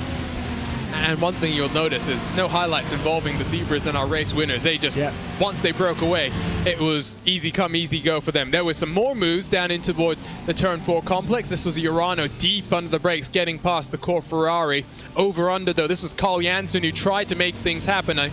Recalling correctly, didn't actually manage to get things done, even though he was just in front, unable to do what we saw Luca Kita doing just a few moments ago. It was the Urano just squeezing him down the track. This was contact between Miniti and the 45 car, excuse me. Coming into the pit stop window, Luca Kita was trying to make his intentions known, but I don't know if the Miniti car got the message, but this was the start of the pit stop window. Interesting to note that some cars came in early, some cars elected to come in right at the end. It was an uncharacteristic mistake, though, for Joshua Rogers on the entry. Got very, very lucky, though, Lewis. No major damage to his car.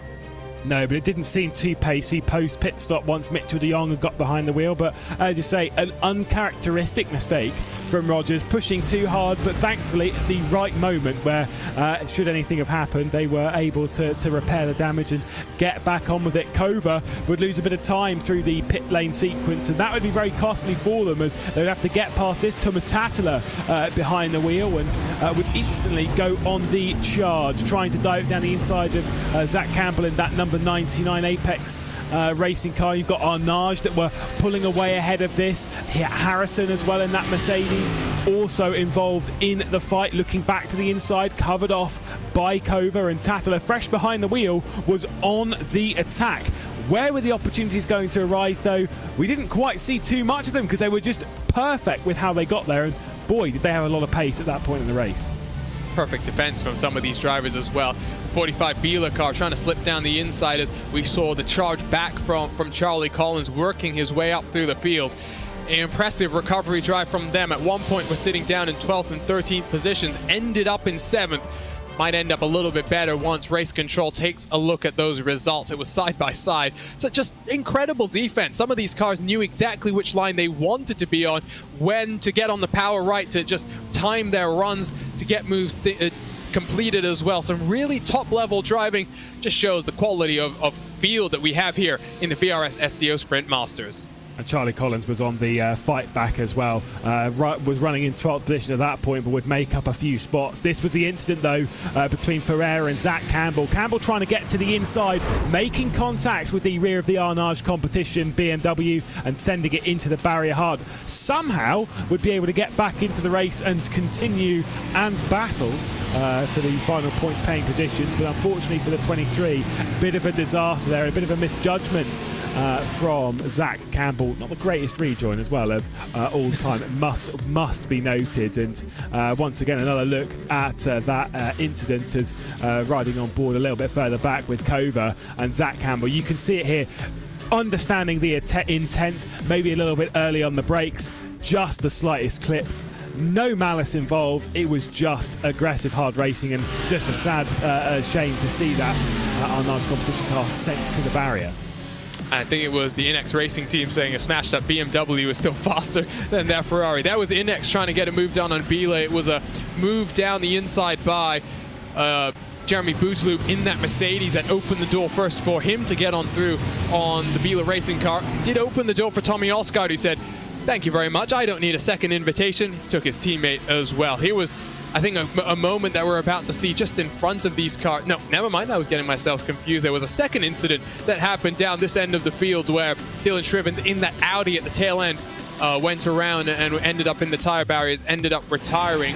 not many cars really retired once we had the initial flurry of incidents. We did see Kevin Ellis Jr. peeling his way down onto pit road, but that was, I think, just the damage sustained on those opening laps, and really not much he could do in terms of getting some damage repaired and getting back out onto track. Here is that incident that I think we're now going to take a look at. It was coming out of turn 7. They were really fighting tooth and nail at this point in time. And here we go. We can take a look at this. It was first just a little bit of contact that forces Heinrich off the road, and then that energy car just trying to leave space for the rejoin. Didn't recognize, I think, that Shrivens was on the outside, and the lightest of touches sends that Audi around. Yeah, light contact from Scrivens a little bit there, and there's the hit, and unfortunately for Bobo, to the barrier they would go in the final moments of the race, and unfortunately retirement. Campbell and Harrison though would battle it out in the in for fourth spot as Tattler was charging to try and catch onto the rear end of VRS commanders Mitchell de Jong that was sat in second position. Great side-by-side affair between these two, and it was just about the Lamborghini that would nose in front into turn 6, this central sector of the racetrack, but the side-by-side would continue into the penultimate corner. It just kept going and going and going. Great racing between these two, a lot of respect and a lot of pace differential. They would, no matter what line they were taking, they were fast. It was fantastic stuff. Campbell would grab fourth, and Harrison was sat thinking, I was side-by-side for so many corners, how am I not in front? And ultimately, it didn't matter. All of that fighting, all of that chaos, it was still the Zebras out front. It was a superb opening stint from Phil Denez, closed off wonderfully from Felix Quirnbach. There was a moment when we thought de Jong was going to close the gap, but Quirnbach responded. The Zebras take their first victory on the season. Interesting to note as well, I think we have a bit of a trend forming here, Lewis. You either want to be in a Porsche or a BMW if you want to win here in this 2021 season. But only one team, technically, has won in a Porsche. Meanwhile, now we've had 3 different teams win in a BMW. So... This is true. I mean, technically it's 2 separate cars, but it is Co-Anda, the 91 and the 93. And if you want to get involved, you can't win out on the track here in the VRS SCO Sprint Masters. You can win one of these wonderful Lego Technic Porsche 911 RSR kits. Visit giveaway.sportscaropen.com. Every entry also gets you involved in our season-long giveaway of a VRS Direct Force Pro wheelbase. So visit giveaway.sportscaropen.com. Lewis giving you a good inner look at the workings of this wonderful kit. You've got a working engine in there, a steering wheel as well, turns the front wheels. My favorite bit, of course, is the track map that's on the side that shows you the WeatherTech Raceway Laguna Seca. Really fun bit of kit. And again, I think ultimately, Lewis, everyone loves these Lego kits, but everyone really wants a slice of the main draw, which is, of course, for that Direct Force Pro wheelbase. Who wouldn't? I mean, what a fantastic bit of kit to get into sim racing. Obviously, this is going out to someone who's deep into sim racing anyway, but it's a proper upgrade to a standard setup, and that kind of stuff. I'm not going to go out and say that that's going to net you 4 or 5 tenths on a lap, because that's not true. It doesn't. What it does do, though, is it helps you with consistency. It gives you so much more detail as to what's happening with the car, which that in turn can help you go faster, because you always know what is going on underneath the car. Unless you're oval racing, in which case turn force feedback off. That's what I've been told. Yeah. So I was like, yeah, what? Yeah, I still don't get it, but apparently it's a thing. Qualifying for race number 2 has just gotten underway. As always, let's go ahead and take a look at our driver wall. Got onboard looks with every single one of our drivers, and we get to use them throughout the race to just take a look at what's going on, and really does give you that extra insight as to what these top level drivers are doing. We saw Tuomas Tattler coming across the line during qualifying when he set that fastest lap, the lap that gave him pole position. No emotion on his face, and once again we're seeing something very similar at this point in time. It's Phil Denez. Well, is that focus or is that just tiredness? Because it's very early, 8 a.m. in the morning here on the west coast of the US. And ultimately, it's always interesting, Lewis, to see what time zones can do. You can see Kevin Ellis top left of your screen. No time zones for him really in too much of an effect for him. I would like to say, though, Kevin Ellis Jr., now another one of these multi-discipline drivers we have here on the iRacing service. He's recently qualified for the iRacing Rallycross World Championship. I've already seen him being very quick in the Porsche Tag Heuer Esports Super Cup. Now it's going to be great to see what he can do on the dirt. Wow, this is the thing with multidiscipline. I was speaking to you about this before, is the idea that they're going to be multidisciplined. It helps. It genuinely helps, no matter what you're racing in. If you're a quality rallycross driver, you've worked out how to slide it around. It helps, in road course racing when it's going a little bit sideways, when it's going a little bit, all over the place. It'll help when it gets a bit wet. As well. You want to be disciplined and good across the board as we are in the second qualifying session.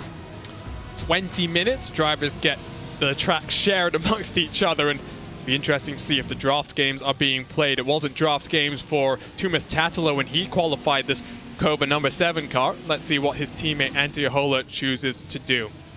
Some interesting trivia coming in from the race control team here, Lewis. Always love to get some various stats and whatnot to share with the rest of our viewers. The BMW, the only manufacturer that doesn't have multiple entries from one team.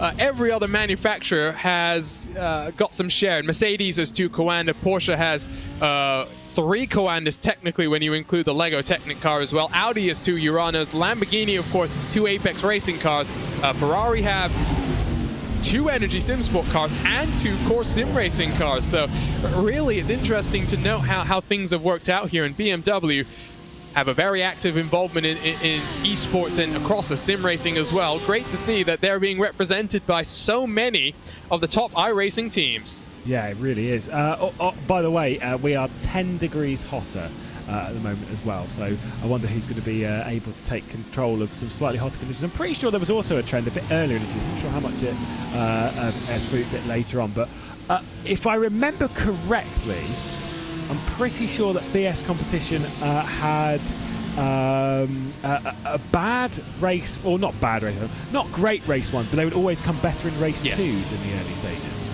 Yes, no, we definitely saw charges from Dinez in the second half, maybe some alternate tyre strategies as well, but great to see the performances there in race number 1, and just makes you think, Lewis, what might have happened if they had found this kind of pace earlier in the season, because we've seen them competing in this BMW M4 a lot. This is a car that they're very familiar with, and of course, they've got some real-world drivers in their stable as well, the likes of Bruno Spengler, a BMW Works driver. Also, Robbie Foley, who we've got the chance to talk to here at RaceSpotTV, competing in his first, we'll call it by its non-name, as we have to call it here on the iRacing service, 1,440 minutes in the French countryside. His first competition in the real world this coming weekend.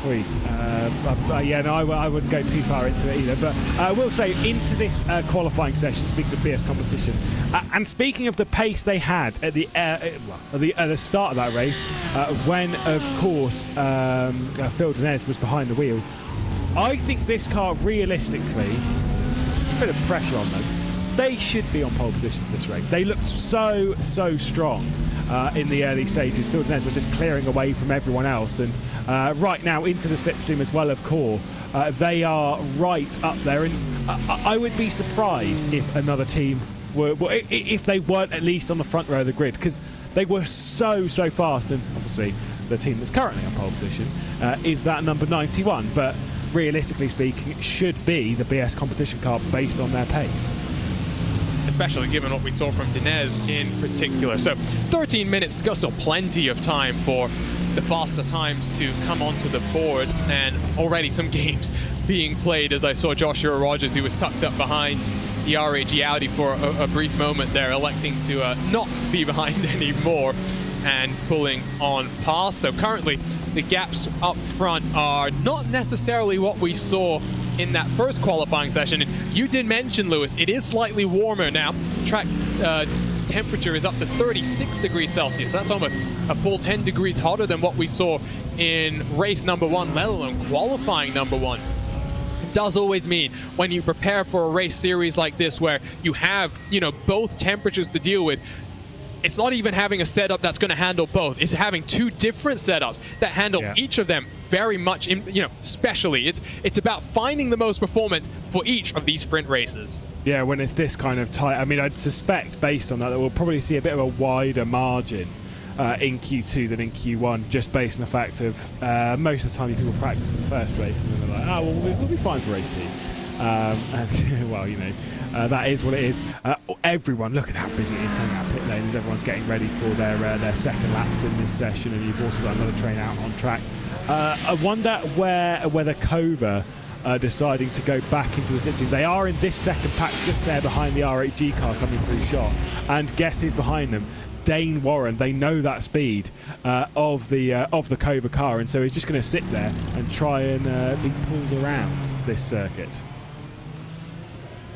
And I am curious as to what's going to be the performance from the 93 car, because of course the king of qualifying is doing qualifying duties for Coanda in that number 91 car.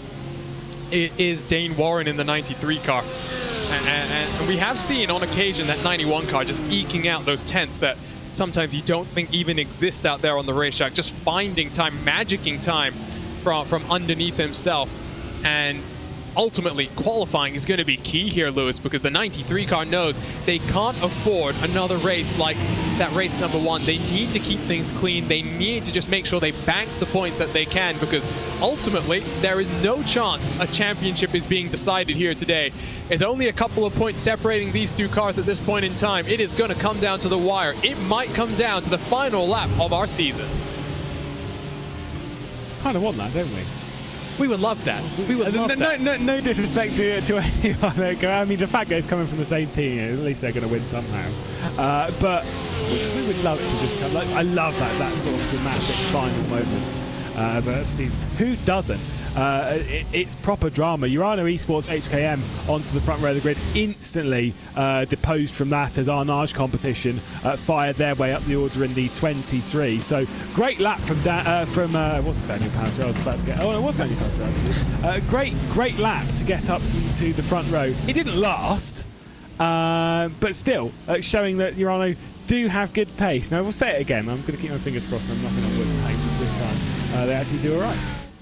Yeah, I mean, I'm not picking the 93 car, that's for sure. I cannot pick the 93 or 91, you can't do it again. That's it. It's proof you can't do it. Yeah, basically I think I just shouldn't pick, but let's be honest, I'm not going to do that. Someone is going to be very unlucky from what happens up here in the RaceSpotTV commentators booth. Tim Matska on qualifying duties this time around for the 78 car. You saw them getting their elbows out in race 1 with some of the fighting. Lap times are close, but definitely not what we saw in the qualifying 1. I am expecting the times to get closer and closer as Matska pulls to the side of the track, just release the train of cars and maybe reset himself for the next qualifying lap time. With 9 minutes left to go here in the Styrian Mountains, qualifying really does build up. It's a pressure cooker of an environment, especially when draft is so important. I've seen Dane Warren just short tracking the final couple of corners to work his way down onto pit road, so clearly not impressed with his qualifying lap time. Let's see if he can get some fresh boots underneath himself and roll himself back out for even faster qualifying lap time. The Ferrari is up there in 6th position for Jarl Tien. Great to see them with one of their best qualifying performances on the season. You got the Apex Racing Lamborghini behind them. Kova only in 9th position right now. I mean, so this is what we were talking about yesterday with Som Aurora when we were discussing how teams don't tend to have bad rounds. I mean, yeah, it happens. But for the most part, we don't see like one team have a poor round where they just don't have pace across both of the races. We see them go really, really well in one race and really, really not great, really quite average in the other. And it's like, why? You'd be sat there thinking, surely if they didn't have pace, they just wouldn't have pace across the board. But you've got drivers that perform in qualifying that then don't perform in the start of the race next time. You've got drivers that look like they were absolutely bulletproof through the start of the race, where their pace was so much faster they were setting fastest lap every single lap they were doing, cough cough Vildanez, and now qualifying only 5th at the moment. And it's one of those interesting things. Of course, the two races, they don't happen at the same time. They happen at different times in sim, so the temperature is different, which causes this balance, which causes this fluctuation, which causes the intrigue and interest. And I mean, every time we've come here, we've had a wildly different race 1 than a race 2, and that's exactly what we're here for. We want to see those differences. The good news about being here on the sim is there's no concerns about the track itself. I was watching some truck action from the Worldwide Technology race. No, no, I wish short track. Oh, BS competition. Hello, Phil Dinez. Hello, pole position. And this time, some smiles on his face as well, but plenty of time for the king of qualifying to respond. 6,000th of a second between Rogers and Dinez. I was watching some, NASCAR truck action last night, to be specific, Lewis, around the Worldwide Technology Raceway. They had the lights go out midway through the race. Had to stop and red flag the race for about an hour or so while they worked on getting the power back and restored. It's always good that you don't necessarily have that as a concern when it comes to on-track difficulties. However, the reason I brought that up is we know that hardware failure is always something that is an ever-present threat when it comes to sim racing, and it was no more present than in the eNASCAR Coca-Cola Series this past week when the 2020 champion Nick Ottinger, fighting for his playoff chances, running in second, had his power go out. And with it, his chance of the playoff went out as well. That is harsh. That is harsh. I do like myself some NASCAR Coke Series, by the way. I tend to watch it, but obviously it's like 2 o'clock in the morning, and so unfortunately sometimes miss it. You always. So you're telling me you're not willing to watch it at 2 a.m. Can you imagine being Jarl Tien, a former competitor in that series? Yeah, no. I've had some chats with Jarl about his exploits in that championship and how hard it was. Like, yes, sure, obviously, you know, a lot of drivers are doing this as a job or whatever, but you've got to remember as well, when you're doing these things at 2, 3, 4 o'clock in the morning, Jarl being from Norway, this happened at like 3 a.m. When he was taking part in was it a couple of seasons, or was it just last season? I can't remember. But has a full-time job as well, by the way. And so to then, I'm going into work on the next day, it's been like, yeah, so I'm really tired. And I'm like, why? I was like, well, I was up at 3 o'clock in the morning racing. And not even racing. Not even real when you tell people that you're virtual racing, sim racing, I'm sure that's always a different kind of a conversation. Rogers clearly not happy with his qualifying lap time, at least at this point in time. Jarl, he was a 3-time competitor in the series. Look at that. Look at that. That is what I don't like to see in qualifying. Cars parked and very potentially going slower than 60 kilometers an hour, which is not necessarily allowed here in the series. We'll have to wait and see if race control has to take a look at anything at the conclusion of the weekend. There's 5 minutes left on the clock, and Arnage competition goes to pole, a 1:29.448.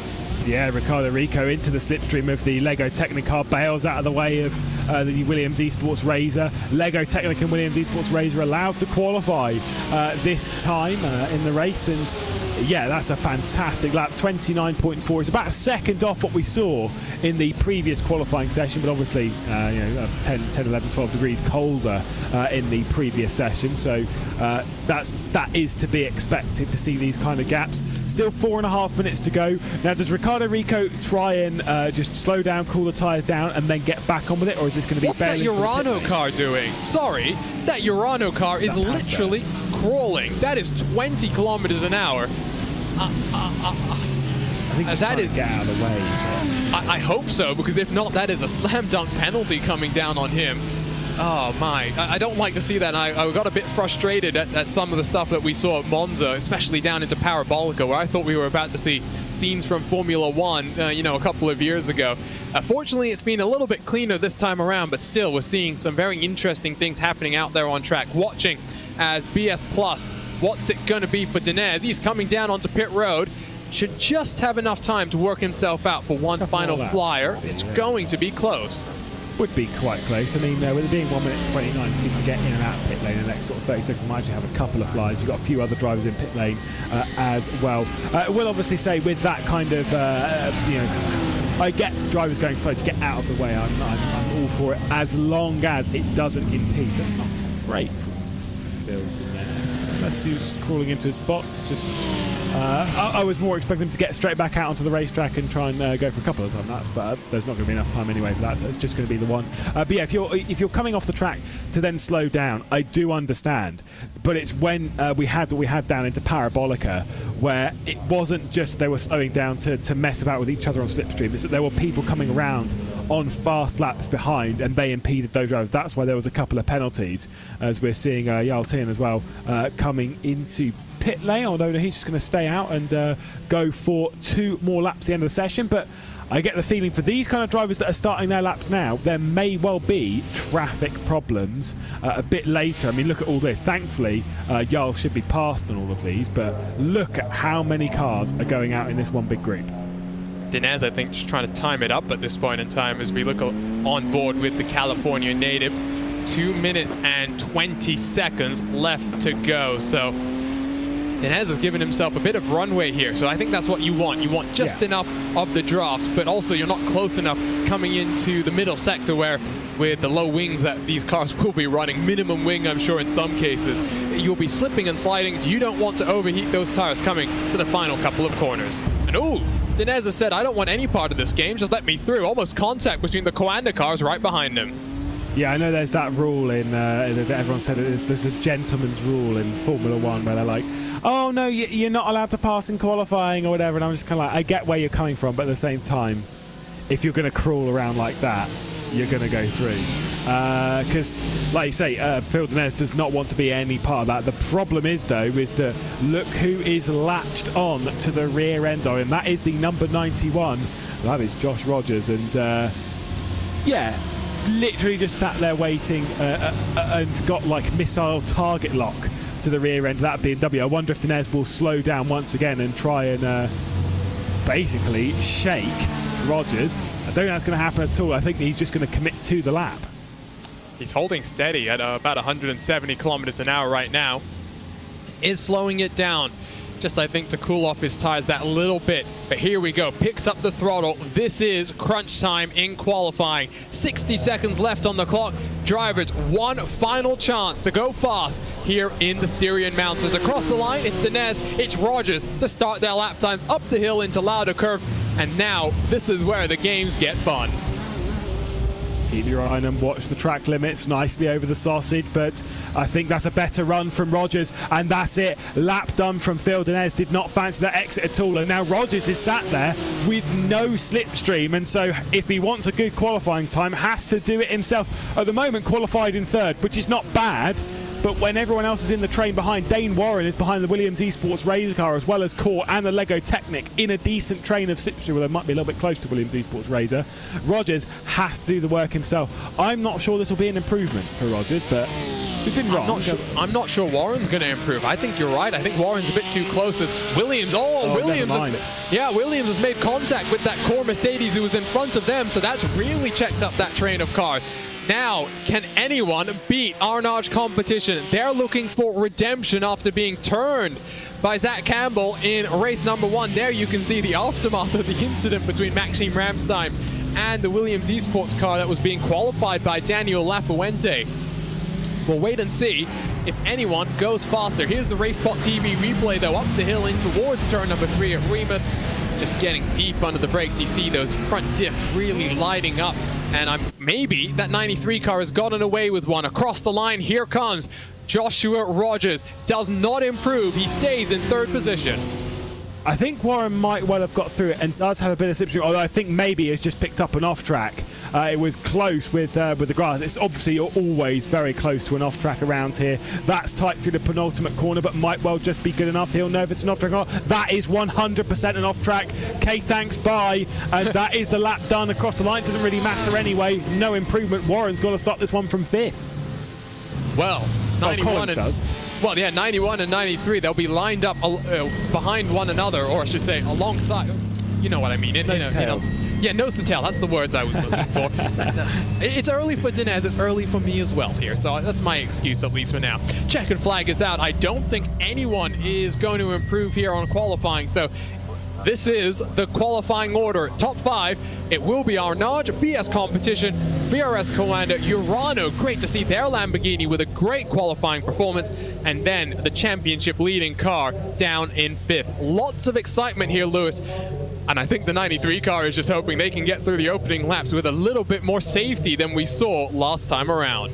How aggressive do they go? I mean, surely from this spot they've just got to hang on and just got to try and score some decent points and hope that something happens. It's Charlie Collins, though, behind the wheel to start the car, and knowing his pace and how he was towards the end of that race, there's got a lot of confidence there. I think the 93 could rise its way up the order quite nicely. Mitchell de Jong will have to start the number 91. Arnage Competition, though, to be on pole position, a bit more of an unknown to see those at the front. I mean, obviously we've seen some great pace from them before, but we've never seen them start from pole position, so it could be a good day for them. 3 hours of racing left in this season. Let's go trackside for the final race of the weekend. Let's take a look at our starting grid here from the Red Bull Ring. And on pole, Ricardo Rico, a wonderful lap, a 1:29.448 nets him their first pole position on the season. Race number 1 winner, Phil Denez, qualifies in second. His teammate Felix Cormack will take us to the green flag.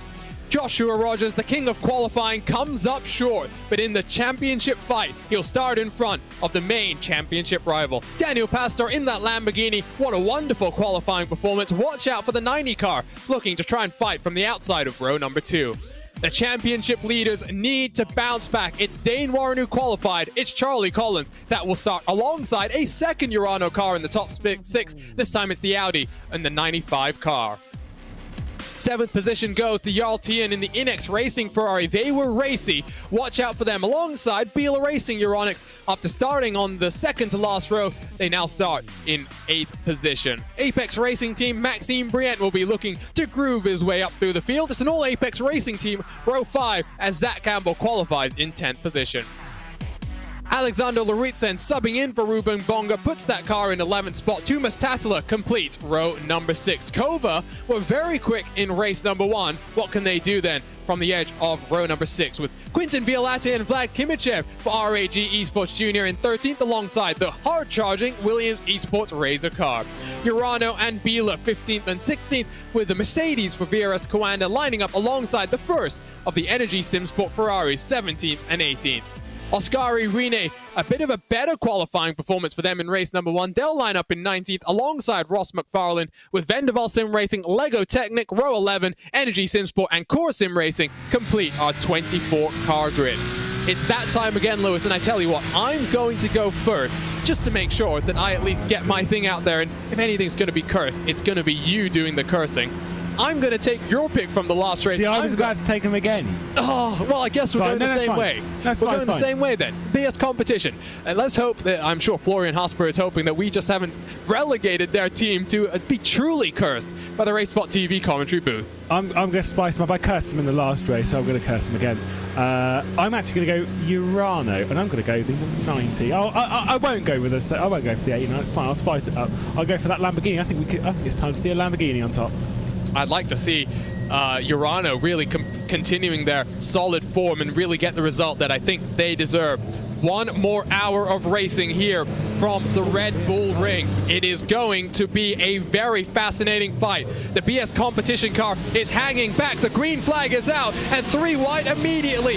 On the inside, it is Mitchell de Jong. We saw the inside becoming your race leader just a couple of hours ago. Can de Jong hold steady and get past Ricardo Ferrari? Yes, he does. And the Zebra gets forced off the track, and your pole position sitter has been turned into the wall and into the path of oncoming traffic.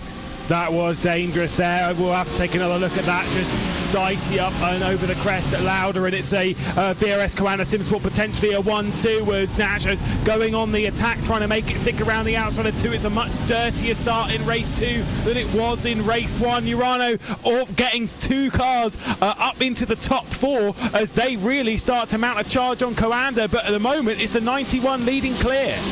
And importantly, Charlie Collins already gets up into second as Inex in their Ferrari look around the outside. They almost run wide and lose a bunch of track position. Maxime Brient has had a rocket of a start, now up into 5th as Maniti tries to follow around the outside of that Inex Ferrari in through turn 6. Crucially though, it is the 93 car that's in second. Lots of work to do though to chase down Mitchell de Jong out front.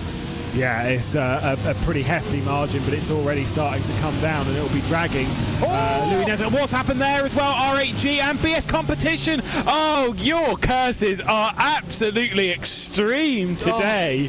My goodness. I'm sorry, Florian.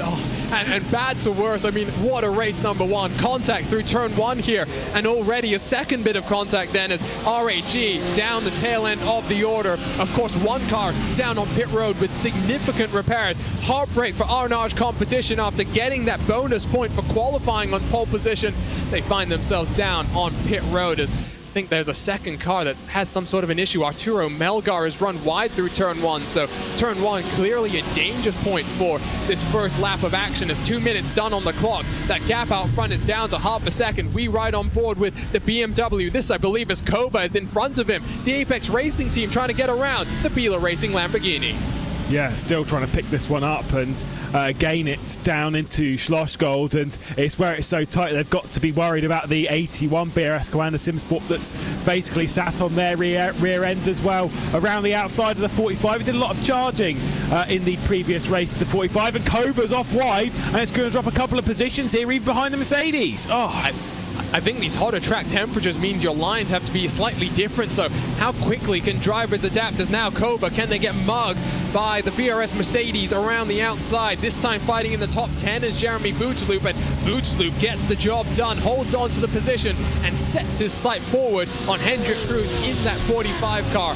Hectic start to the race, but out front it is control for Coanda 1 and 2, Urano 3 and 4, with Apex Racing Team in 5th, Inex in 6th, Maniti, Apex, and Biela through 9th, and then a third VRS Coanda car inside the top 10. And we jump on board with the Kova car, and as someone has pointed out in the chat here, Lewis, I think teams are going to start paying me to stop picking them, when we head to our final race of this season. What a season it's been so far, and it's a shame that for Arnage competition, after putting it on pole, the momentum looked like it was on their side. Things went from bad to worse for them. I don't think teams are just going to be paying you not to pick them. They're going to be like, hey, can you pick the 91? Would you be alright with that? Can you pick our rivals in the championship? Yeah, exactly. Yeah, so I think you might get some good offers, mate. You're in for a bright future as Kova's getting boxed in here by Biela, dropping back a couple of positions at the moment, but now the 81's the one that's under pressure. Is there going to be a dive to the inside from Thomas Tattler? The answer to that question is no. It's going to be tight on the exit of T4, and Tattler's going to pick up the Lamborghini of Biela Racing Euronics, and that one's going to be sorted, but around the outside through this central section of the racetrack, very rarely works. It's not going to in this scenario, but that defensive move from Jeremy Bootsloop is what's opened the door for once again that 45 to make it stick. Oscar Rene is lurking. If he can get down the inside, yes he can, of the Biela Racing car in towards turn number 9. It is side by side Ferrari versus Lamborghini. I didn't know if Rene was going to be that opportunistic, but he saw the perfect opportunity, and Rene now takes 11th position away from Biela Racing Team. Yeah, nice one. Hendrik Cruz just not able to get up to speed. And like you say, when you're wrong-footed by the racing ahead of you, it can be incredibly frustrating. I think that's exactly the scenario they've gone through. By the way, the race lead, I don't think it's been much closer than this. They are separated by a quarter of a second out of Lauda Curve. You can see how tight they are. There might well be a move from Charlie Collins coming on Mitchell de Jong at some point. It's not going to happen here up at Remus, but may well happen very soon. There's a lot of pressure, and there is absolutely the Urano Esports HKM car that is ready to pounce should the two teammates come together, which, by the way, we've seen a few times before. We have seen teammates making contact here in our summer of GT3 and GT4 action. I will say, by the way, for Oscar Rene, +8 on the day, alongside Jeremy Bootsloop, two big movers on the start, really taking full advantages. There is the Mercedes this time, of course, simracing, trying to get something done further down the order.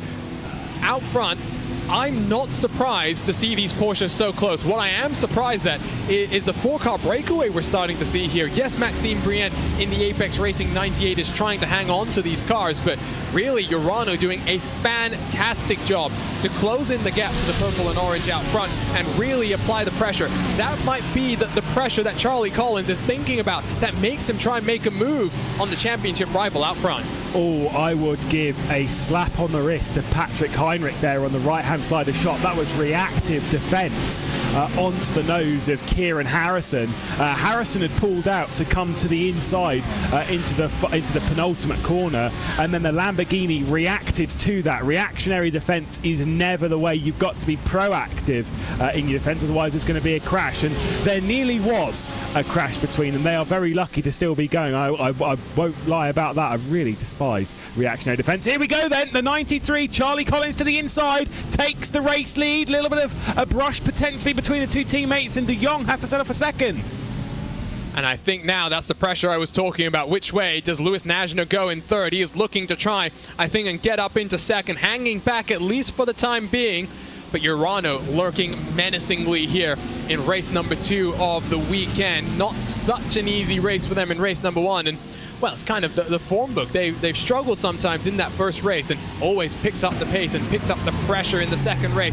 Pressure, though, applied from Zach Campbell. A bit of a mistake to turn around the Arnage competition car in race number 1. This time, much cleaner. He gets down the inside of the Maniti Mercedes. Yeah, lovely move. And speaking of side-by-sides, we've got plenty more of that as Williams Esports are able to hang on around the outside there. Maybe just a little bit of a dip into the gravel as well. Just also going to say, like you say, with that Urano, the two that are sat on the rear end of Commander, how much can they really do about Commander? This is Commander SimSport we're talking about. I know, don't get me wrong, we know that Urano are a quality team, but when you're battling with drivers of that caliber, do you just sit and wait for something to happen, or do you just go for it, just charge for it?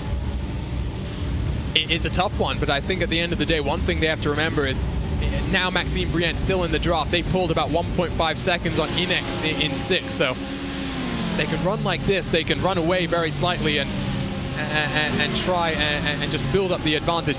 I am seeing a comment in the YouTube chat that I kind of was thinking about as well. Did De Jong slightly jump the race start? It was a very slow hold from Arnage competition, but it will be interesting to go back and see if that was just wonderful reactions from the American, or if it was maybe just preemptively getting on the throttle and then just syncing up the timing as perfectly as he can. We are 9 minutes into the race, and the 32 car, some contact from behind. I wonder if there's damage now to the front of Hendrik Kruster's car. Yeah, it was a little bit dicey, and there you can see it there. Look at that already. Quite obvious damage on the left-hand side of that Lamborghini around where the light is, just leading it down the inside, and Oscar Rene receiving a little bit of a knock at the door, and Williams Esports will be there. Let's take a look. So BS competition, just as a start to that, they drop back. So Mitchell de Jong might have been reacting to the pull, whatever it was, through the final corner from that BS competition car. And then let's just take a look at this at T1. Yeah, this is, well, BS gets forced wide. I'm not sure if they're actually rejoining there. It looked like they were holding their line. It's just heartbreak for the Arnage competition team. Ricardo Ferreira starting on pole position, and really, once I think the BS Plus car was on that anti-cut curb on the outside, not much he could do to control the momentum, and it's just really unfortunate that the pole position car gets turned around like that. And really, I've seen that both of their drivers have already left the session. They must be heartbroken, Lewis. What a wonderful qualifying performance, and I'm sure heading now to the final round of the season, they'll be looking to end at least on a high note. Yeah, I mean, from that, obviously, it's very, very hard to tell. I'd say that they probably should have come back over to the right side a little bit more, just to give a bit more room. But when it's so tight over the top, and you've got cars on your left and on your right, it's you feel like no matter what you do in that scenario, you're going to be in contact. Energy Sim Sports and Williams Esports Razor. Williams dropping down a position there, and Energy picking up the spot. It was nearly Williams Esports Razor picking up the spot of their own, but that's just how it goes around here. You try and go for something, and then suddenly it's like, oh, I've lost out. It's such a switch. It happens so fast. This is what I wanted to look at. What happened to the R8G car? Oh, that's BS. Yeah, it's a bit naughty. That's a bit naughty from the BS Plus car. Quernback just trying to stick it down the inside, and well, R8G becomes our second retirement on the day then. So 2 cars already out of the action with 50 minutes left to go. Gap out front, still only a couple of tenths of a second as Kova punches in the fastest lap of the race. It's a 1:32.01 from Tumas Tatala, so almost 1 full second slower than what we saw in the first race of the weekend. Is just behind these guys, there is a battle broiling up. It is Kova side by side with Maniti in front of them. Apex Racing and Inex side by side. Campbell down the inside of that Ferrari makes it look very easy as Tumas Tatala gets the job done on Maniti as well. Yeah, Alexander Larison dropping a spot there. If not, I used to race, briefly by the way, not too much, he's very good, is Alexander Larison. But I have raced with Larison a while ago. It was 6 years ago in front-wheel drive touring cars. He's a driver that's been in sim racing for a very long time. He used to be a part of Precision which is the team that hosted drivers like Williams Esports' Jack Keithley and such, as there's some more side-by-side between Beeler and of course Energy. And once again, Beeler, Energy seems also making progress here. Beeler's going to drop a position here potentially, but Williams Esports Razor are there. Little bit of contact between the two that might be regarded as a little bit naughty, and there we go, down through the inside. The 5 car might well pick it up, but the answer to that question is no, as the 77's going to hang on. We saw top 10 on the cards for Energy in Barcelona. Haven't enjoyed the easiest season by any means, but in a race like this where things are so chaotic, there's always the potential for points to go their way, and sitting in 13th right now, definitely some points on offer as we look rearwards from the Ferrari, riding on board with Eduardo Bourget. Now the Williams car under pressure as here comes Kieran Harrison. It was a much better race one for Harrison. You don't want to maybe get the move done in through turn 1. Can that Williams car get the drag now in towards turn number 3? Oh, that drive off though is going to be bad. That's the problem with making your moves down into turn 1, that your drive off is just, to be honest, awful, and Pure Sims are going to try and make it 3 wide on the rise up the hill. Kalpanen's going to back out of it a little bit and might well lose a couple of positions as they're side by side between Energy and Beeler as well ahead of that. A better drive this time from Harrison, out of 3 on that run down the hill. It's very up and down and undulating around this track, and everything seems to have calmed down at least somewhat, and Ross McFarlane's going to fire one in around the outside, as is BS Competition behind. So plenty of side by side. I think BS Competition might well actually make up that move, as will Ross McFarlane. Got the inside coming into this double left in the central part of the lap. It's definitely the position for Quernbach on the number 46 Beeler Racing car. Ross McFarlane has that one confirmed now on Williams. And Kova have just gone around the outside of Inex Racing through that very same complex of corners. Some incredible action up and down the field. Maniti will slide it down the inside of that Inex Ferrari. So one more position lost for that 57 car. It was a great qualifying for them, but it's going backwards in the early stages of the race. The BS Competition car down the inside of the Williams machine through the penultimate couple of corners. Very chaotic racing as a new fastest lap. It's Lewis Nasher in the Urano number 90 car.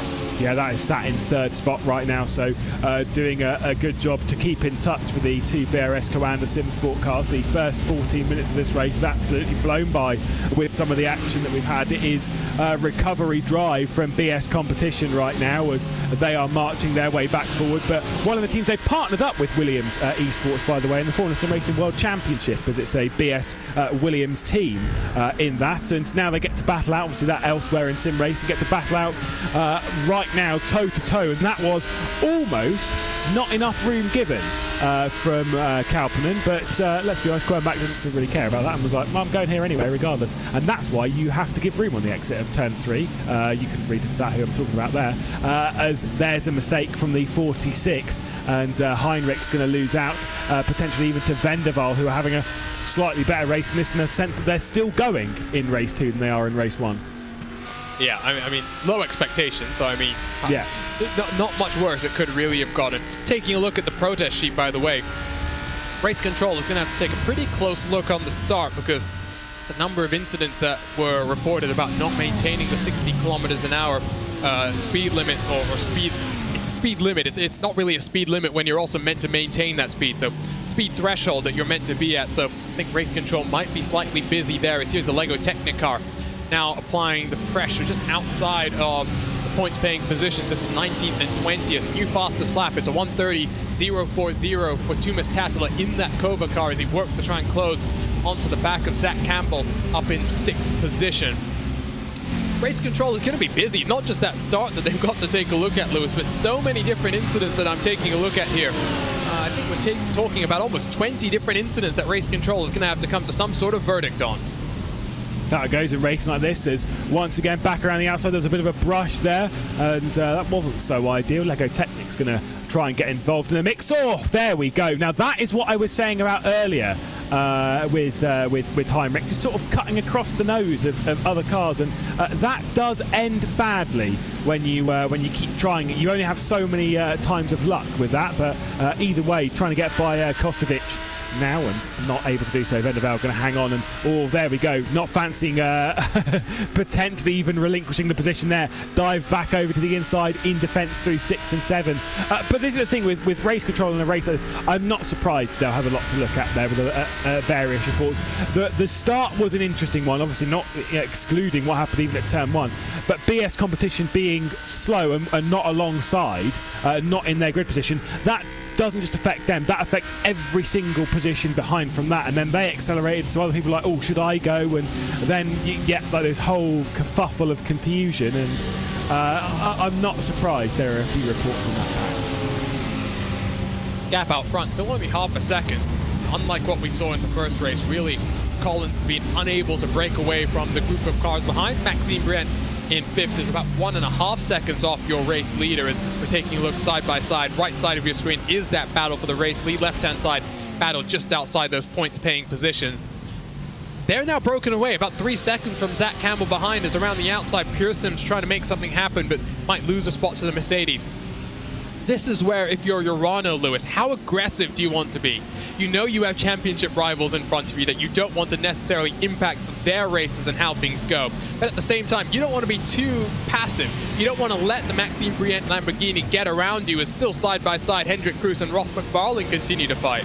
Yeah, look at these battles that we get in this championship. They are always running it side by side through this section. There's always someone, every lap we've had, it's very rarely been single file, and it's going to continue as well as Quernbach as well to the inside and picking up that one on Harrison. And once again, McFarlane coming out on top in all of this. It's just crazy stuff. And of course, the 5 is there waiting as well as Kauppinen in the mix to the outside, not in the pit window sequence yet. And is the thing, some of these teams might think, oh, I've got to get out of this group somehow. That's a proper send into the final corner. Oh, there's going to be a brush as well. You've got to give room. That was just a little bit too much from Kauppinen, and coming through in all of that, I think it might well just hang on the Mercedes of Kieran Harrison.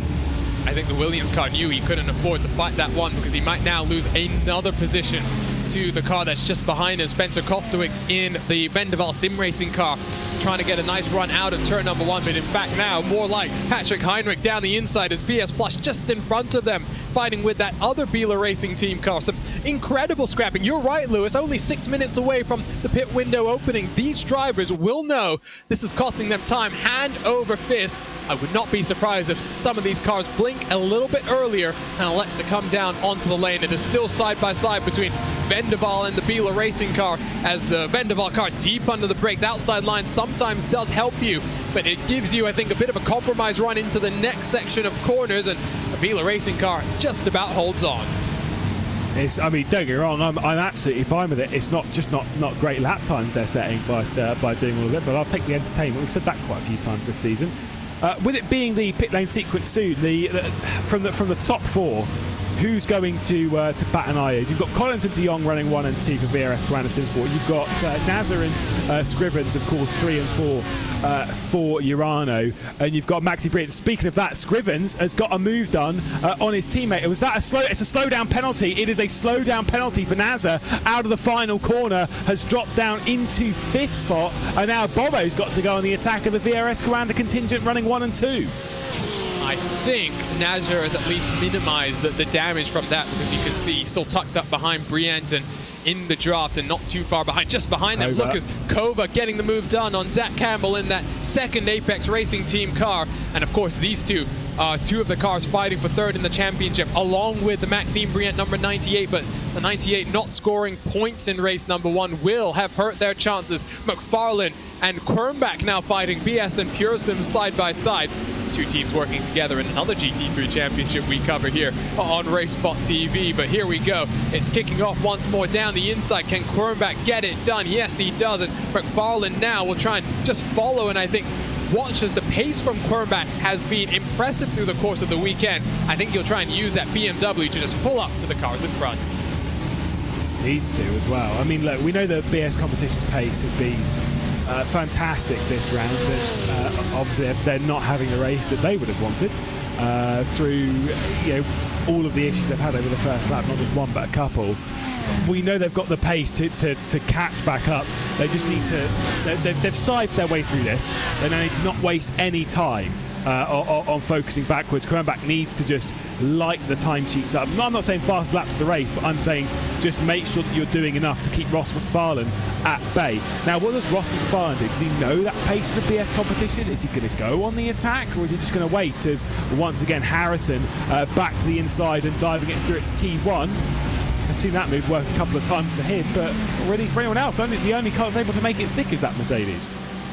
Yeah, no, I mean, been great racing, but I don't necessarily think all of these drivers have ended up cycling the way that they want to go. Williams have lost a couple of positions on the start, in deep contrast to how we saw them start race number one. Now Kalpinen trying to get on past Hendrik Kroes and demote that Biela racing car down to 17th position. He gets the run down the corner. Is in front of them. It looks like Cedric has got it in front of the Maniti Mercedes. They're still side by side. Oskari Rene has a great view of the action, and so does Jeremy Bouteloup, who will win out here. The big green machine around the outside line, I think, give it to Jack Cedric on that inside. Rene will try and follow through.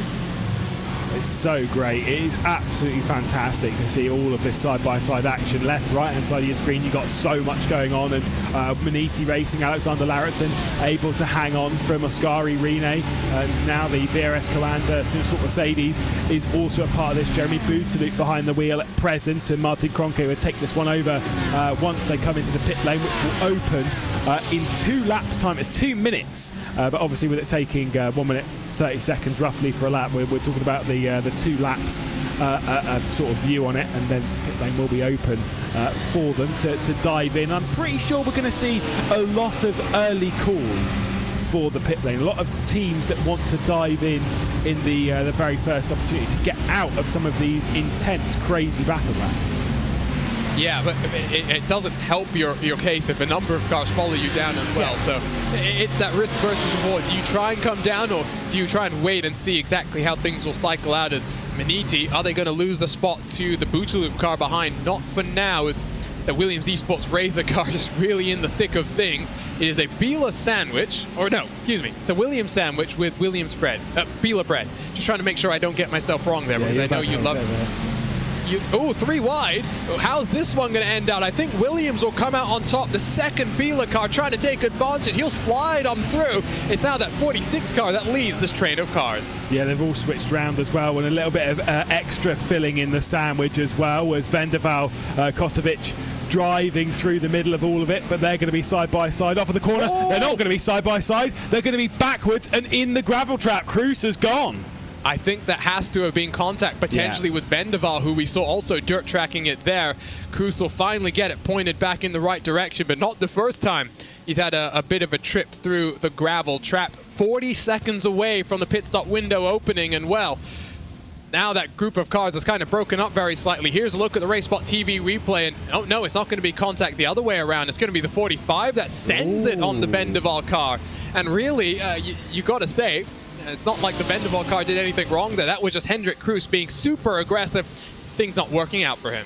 Not sure, actually, from that angle, whether the 9 actually turned in a little bit too aggressively, because it did seem like Kroes had pulled it up to the white line. It's not the easiest thing to tell, because obviously you've got to work it out when it comes to moves like that. When it comes to diving it down the inside, always like you've got to judge whether they were going to make the corner or not. And it did look like Kroes was actually holding it on the white line, which in a sense would be made the corner. So that one would take a little bit from race control to look through. I'm not 100% sure myself, and that's why we're not in race control. We get to sit here and just talk about it. Pit window though is open. We're in this middle 10 minutes of the race, and so we'll see some calls to come down. You've got Charlie Collins leading from Mitchell de Jong, from Dylan Scrivens as well. A little bit of a gap back to Maxime Brient and Louis Naja, who's just sat there in 4th and 5th. That gap since that slowdown penalty for the Urano Esports Age game car. Brient's coming into the pit lane, saw that little wiggle. Brient is diving in this time by, and I wonder if he'll be followed by Naja.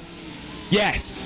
Yeah, so the first takers from the leading group of cars down onto the lane leaves the 2 Coanda cars and the Urano Audi still out there on the track. Will the undercut work out here? Of course, a very quick driver is about to get into that car. As 4 takers on the pit road. It's Cedric, Larritzen, they're down onto pit road as well.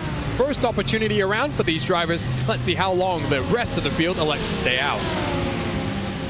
Oof, there we go. Harrison with the fastest lap of the race. Not expect that one to be coming through, but is Mercedes working? Dylan Scrivens was looking to the inside of Mitchell de Jong as well. That Urano Esports Audi is looking really, really good. And I don't normally compliment Dylan Scrivens that much, but I will give him his plaudits now. Driving absolutely fantastically, keeping in the slipstream, keeping in the toe of VRS SCO and SimSport right now. Well in contention for the podium, potentially even more as this race unfolds. The Apex car and the other Urano Esports HKM car depart pit lane and rejoin the racetrack, and well, we'll have to wait and see. If these teams, though, all in the lead, if they start costing each other time now, that'll be perfect for Apex. Yeah, it really would, but I don't think they're going to fight too hard out front, as here comes the Inex and Manisi cars rolling themselves off of pit road. It is now Tim Matska and Jarl Tien behind the wheel there. Daniel Lafuente has jumped into the Williams Esports Razor car as they try a bit of an undercut. Hendrik Cruz has been stationary on pit road for about 2 minutes and counting, so clearly some significant damage to the Beeler Racing number 45 car. Still not down onto pit road are Collins, de Jong or Scrivens. Tatala, Zach Campbell, Oscari Rene all staying out there as well, as Patrick Heinrich is the first taker then down onto pit road this time around. Don't think he's followed in by anyone else this lap around. Scrivens is close, but not close enough, I think, unless it's going to be a proper send. As look to the inside, there is the proper send, speaking of which, but I don't think it's going to work because the outside line always seems to work. There's contact, though! Never mind! Talk about that, and de Jong's going to lose the spot. Now, is there damage to the front right clip on the 91 car, or have they managed to get away with that? Doesn't look, no, there's a little bit of contact, but doesn't look too significant, so it is just time loss for de Jong, and the hope will be that he doesn't cycle behind the cars that we saw coming down onto pit lane. Here's a look at the super slow-mo as they climb the curb through turn 3, and hard to find. I think that's fine. I think they got very, very lucky there. Of course, the Urano car just trying to get to the inside of the curb and not clip that anti-cut that sits there and really threatens you if you decide to run yourself over it. And I don't know if de Jong necessarily closed him off a little bit too aggressively there. I think, yeah, he was trying to go for the switchback and dive an undercut and pull back to the inside. And for me, for Scrivens there, I think that was a perfectly fine move. It was a proper send. Don't get me wrong. It was a big old dive bomb, but hit the apex nicely, cleared it off, and was on the trajectory to give room on exit, and did so even to the yellow sausage. So in that sense, I can't see any issues with that move. The contact seemed to be formed by de Jong trying to get back to the inside. It's just how those things go, running through Remus. And now look who's taken the most advantage from that, as Charlie Collins has been like, okay, right, I've seen that in my mirror, and a goodbye. And has just tried clearing off, but Scrivens back in the slipstream and trying to pull back up to the rear end of that Porsche. 7 tenths is the gap. About 6 tenths now as the draft is well and truly on the side of the Urano Audi. I'm now watching to see the lap time for first Kevin Ellis Jr. and then for Daniel Pastor. They're separated by about 2 full seconds, so not sure if it was a slightly slow in and out onto pit road for Daniel Pastor in that Urano HKM number 90, but lap time for Kevin Ellis was a 1:34.46.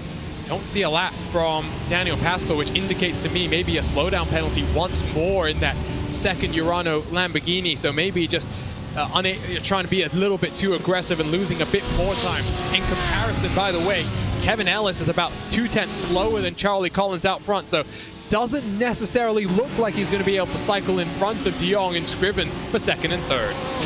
Yeah, and it's important. I said they've lost a bit of time there, as would be expected when you're battling it out that hard. But it's certainly not over in that sense. Whilst they've lost a little bit of time, it's not been that much, because Collins didn't lose any, and they're still very close to Charlie Collins, and that's like the benchmark. You know, obviously you've got to follow the leader in that sense. And if they've not lost time and you're still in contention, then to be honest, as much as the move was risky and it cost you a little bit of time, you're all good. Don't you worry. And whilst we're in that pit lane sequence, it closes in 4 minutes. They still have 2-3 more laps for them to come down into pit lane. So they've got plenty of time to make that decision. I would suspect they'll wait until maybe the penultimate lap of the pit sequence in a couple of laps' time. We'll have to wait and see, as like you said, the clock is ticking away here in the Red Bull Ring in terms of the pit window, and we'll now have to just hope that we'll get some quick lap times at the closing stages if you're one of these first three contenders. Kova have tried to be closing the gap. It is now under 2 seconds between Mitchell de Jong and Thomas Tatela. Of course, they'll be swapping on over to Joshua Rogers and Antti Ahola, but not sure if Kova's going to be able to close that gap. It has come down very slightly, Lewis, but still not within that range where I'd expect the gap to really close too fast. No, at the moment, though, as our focus is on the Urano Esports Huawei car that sat in second, you can see they're all just staying out. They're all kind of continuing, and the gap is pretty much just unchanging as Kova, Thomas Tatela in the background with Apex in tow, Zach Campbell behind the wheel of that one. The rest of them, 15 cars yet to pit right now, which means that pit lane is going to be very, very busy at the end of this sequence. They'll have 2 more laps they can pit on. They can pit on this lap or they can pit on the next one. I think for the most part, they'll probably be at the end of this lap. That'd be my guess anyway. I would not be surprised if Collins tries to get one more lap. We'll have to wait and see, because they're coming down in towards turn 4 right now, probably about 45 seconds left on the lap. Would be close, it would be touch and go, but you just have to enter pit road at the right point in time. So I could see these cars electing to stay out. I wouldn't risk it if I'm someone like BS Competition. 11 seconds down the road, that might be cutting it just that little bit too much, but you never know. It's one of those games where big risk, big reward potentially, and you can see the gap has opened up very slightly. Collins now 7/10 once more. As here comes Urano, clearly indicating they're down on the pit road. Does de Jong follow them? That is the question. Well, let's see. Running through, Collins, you're absolutely right, is going to stay out. Now, let's hope that there's no contact coming into pit lane, which we saw from, of course, Josh Rogers in the previous race. Look at how much time de Jong has been able to catch up. Kova, Apex, they're going to stay out. Quite a lot of others are going to be in. I think that might be Core staying out on track in the background. It certainly is. Oskari Rene out on track still. That's basically the cut-off there. Anyone staying out on the racetrack now, they're definitely pretty much going to slam dunk, get a penalty. Which means that they're all aware of that. They'll all be into pit lane. You can see it is getting quite busy down there. I think Oskari Rene is still going to be cutting it pretty close. We'll have to wait and see, but he came across the line with about 90 seconds left to go before the pit stop window, and a lap here, especially with the temperatures we've got, is about 90 seconds. Now, question is, where will Josh Rogers feed out in comparison to the Kevin Ellis and Daniel Pastor train? There goes Rogers. He's rolling himself off well and truly clear of Nicholas Laubish. It was a slow stop for Laubish. 33.5 seconds compared to 30.7 seconds for Rogers. There goes Kevin Ellis Jr. in front of Laubish. A bit of a switch around here. Will there also be a swap around between the Lamborghini and the Audi? We'll have to wait and see in the run and the climb up to turn 3. Yeah, of course, Daniel Pastor back behind the wheel of the HKM one, and there's the dive to the inside. Obviously, this was the one that received a slowdown penalty. It was sat in 3rd spot for ages. There's going to be contact between the 2 teammates. There you go, tick that one up on the list. Thankfully, they're all right. That one was a little bit tight, a little bit scary on the exit of T3, but it is going to be the Lamborghini for Urano Esports that's going to hang on. Everyone else also into the pit lane, of course. We've got Charlie Collins, Thomas Tatela, Zach Campbell, all into the pit lane, so all is well and good. Oskari Rene did get down to pit lane, I believe, just about in time, so it wasn't too much in it. It was okay. About 4 seconds. Yeah. That was the buffer, which when you're at this level of sim racing is plenty. 4 seconds might as well be an eternity. Now, how quick is the stop going to be for the 93 car? Dane Warren jumping behind the wheel. It was 30.7 seconds for Joshua Rogers, a slightly shorter fill time potentially, saving some fuel behind the cars in front. I guess there's not really fuel that's going to be the big factor here. It's all about tires. There goes Dane Warren, 31.2, so a slightly longer stop. Will it mean a swap around for the race lead? Where is Rogers? Where is Warren? Warren has released himself from the limiter, now climbing out of pit exit. There is Rogers, a little bit too far behind, but the battle will be truly on between the two Coanda teammates.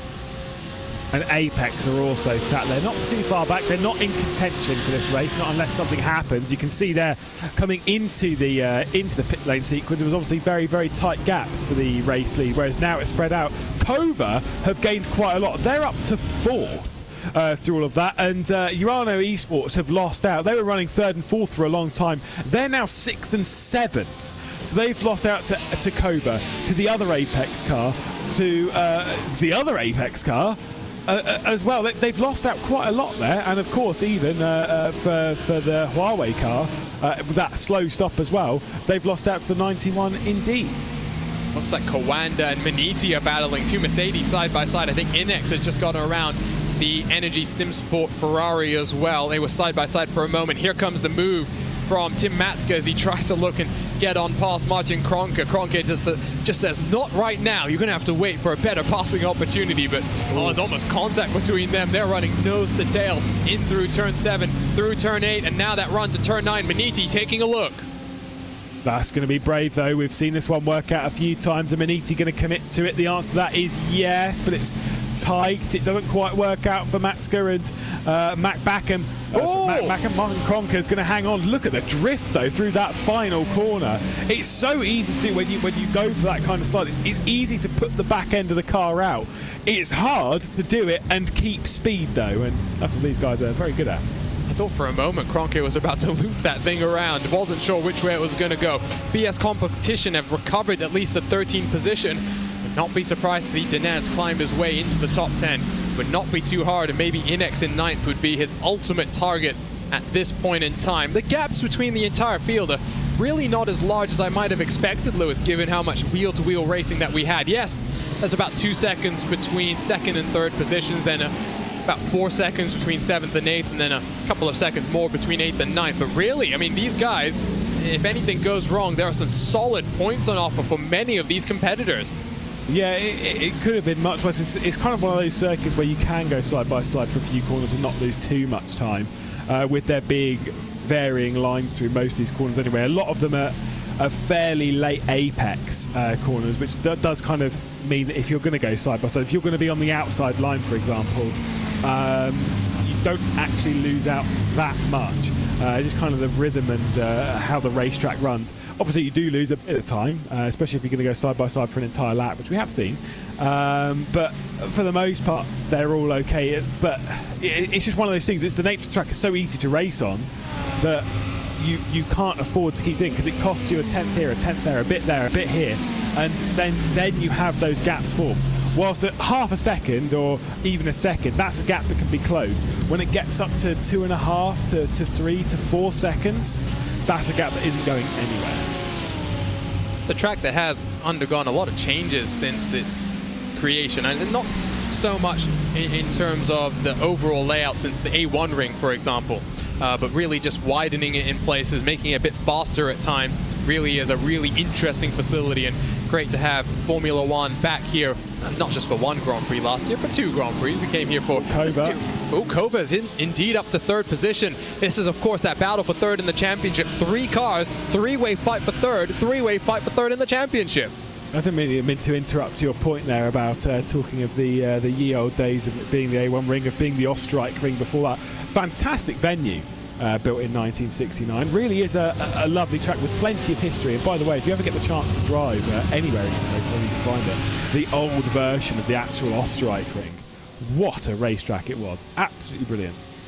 No, it really was fantastic. And I was a bit young for watching races at the Ostrike ring, but I definitely have memories of the A1 ring and watching incidents, let's say, between various competitors and cars spinning around. There's so many interesting, so much history that has happened at a track like this, writing our own portion of history here on the iRacing service. Relatively new addition, part of a incoming contingent of top grade European tracks. Of course, we've got the Hungaroring being added hopefully later this year. That should be a very fascinating race. On board once more with the the track wall, I should say, and Jamie Fluke tucked up behind his teammate. Now, of course, the 98 car scored no points in race number 1. So when we're talking about that battle for third in the championship, things are looking good for Kova, but ultimately it might be a fight between the second Apex car and the number 7 heading into the final race weekend.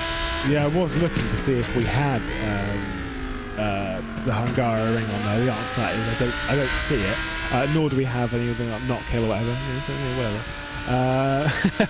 We'd have a good time picking apart that wall of tracks. Love to have one myself. Love that. I like that. I just like the idea of having that on your wall. Imagine bringing someone back to your house and be like, "Oh, what's that?" And he's like, "No, just don't ask."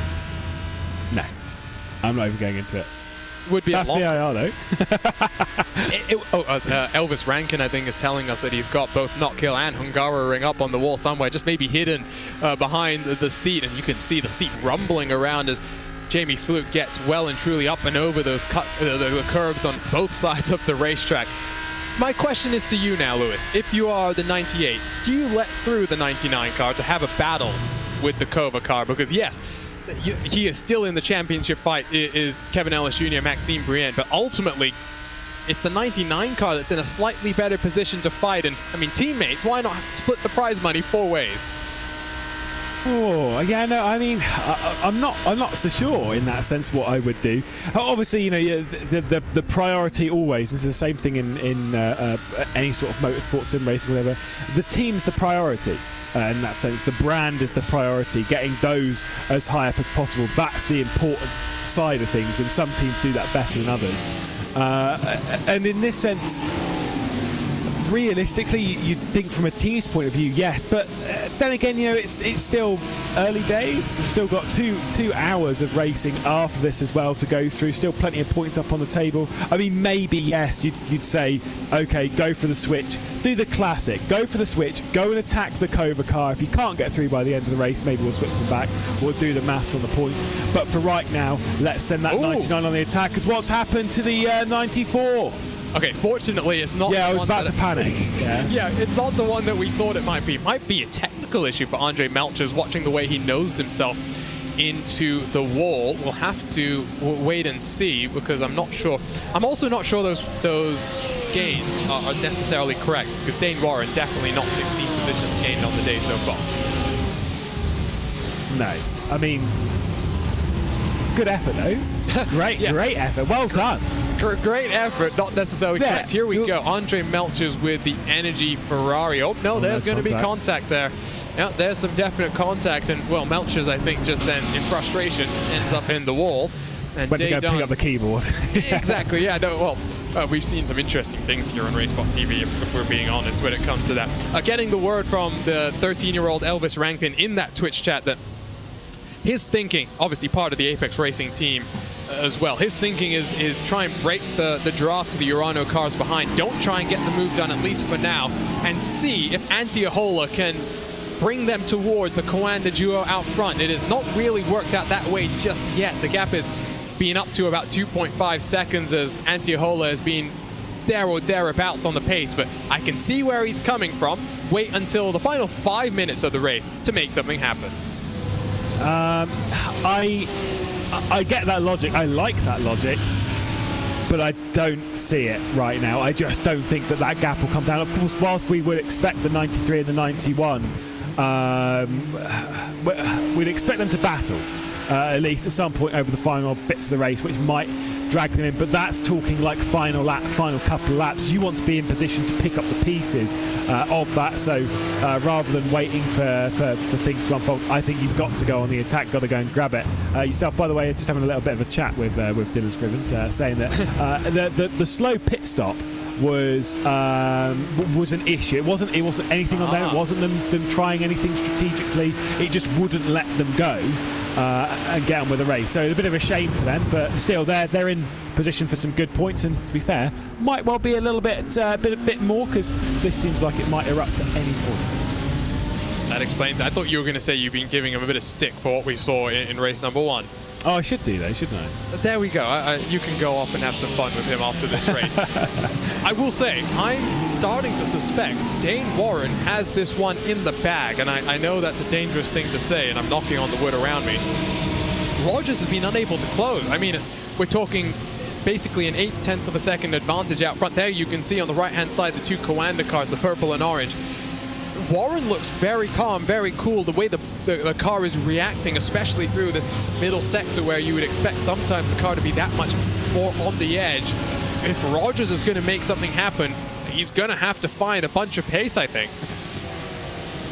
I mean, which is not normally something we'd associate with Rogers. Go and find some pace. I mean, Dane Warren's obviously driving, in a sense, a little bit red misty. I think that they'll be cross after what happened in race 1, and the 93 will be desperate more so to win this race than I would say any other race this season, but that's not necessarily true. They've won quite a few times this season as that 93, but they're desperate to really consolidate their charge and come back from a loss of points over the first race and at least gain 5 more heading into that final round. And every single point when it comes to this title race matters, and it matters a lot. They might still pick up a couple more points from race 1. That's obviously down to race control, but realistically, from what could have been a really bad round, they've recovered so very well, and the fact that mentally they've come back and attacked this race like this, very impressive. And if Warren can take victory with his teammate Collins, they would have won half the races this season. If not for Zolder and what unfolded there, they really would be in control of the championship. Instead, it's looking like a single-digit advantage for them heading into the final 2 hours of action in this summer. We will be back in 7 days' time, August 28th. Obviously catch all the action here live on RaceSpotTV and on the Virtual Racing School Twitch as we go to Germany, our shortest track on the season, the Nürburgring and its sprint layout. I love that we're going to have that shortcut, which is usually used for races around the Nürburgring Nordschleife, the VLN races where you hook a right slightly off camera as you climb over the hill, then down you plunge and back onto the regular circuit. Does open another passing opportunity. Does also mean that you don't have to go around the Dunlop hairpin, which is not always the best passing zone. Is there a pass going to happen here from Martin Kroenke on Eric Goldner? No, not for now, but can that Mercedes get the run as Goldner gets a little bit loose, runs himself over the anti-cut curve. Here comes that Mercedes run as there's a pass for the race lead. Rogers has gotten past Warren.